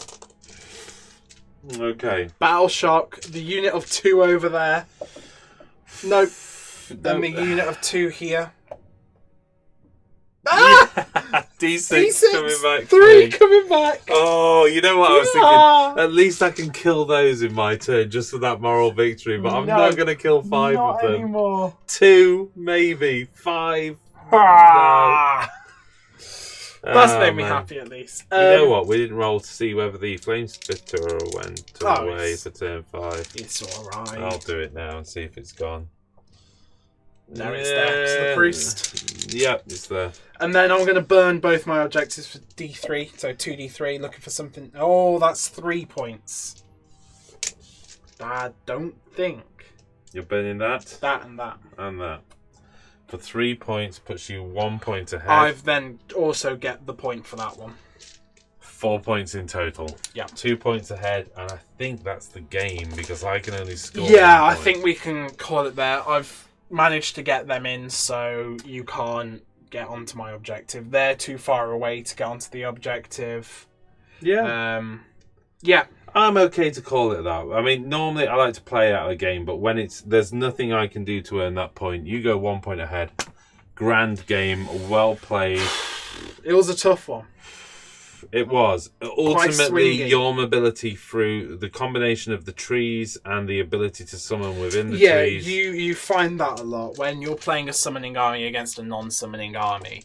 Even if it goes bad for the summoning army at the start of the game, as long as you whittle enough of the other army away, you can regenerate so much of your army. Yeah. Like, it's not exactly... I haven't regenerated a lot of my army, but I can regenerate a lot of units for my army, and then they can move and get the objectives. So yeah. Great game, though. Great game. Yeah. And a good, fun army to play against.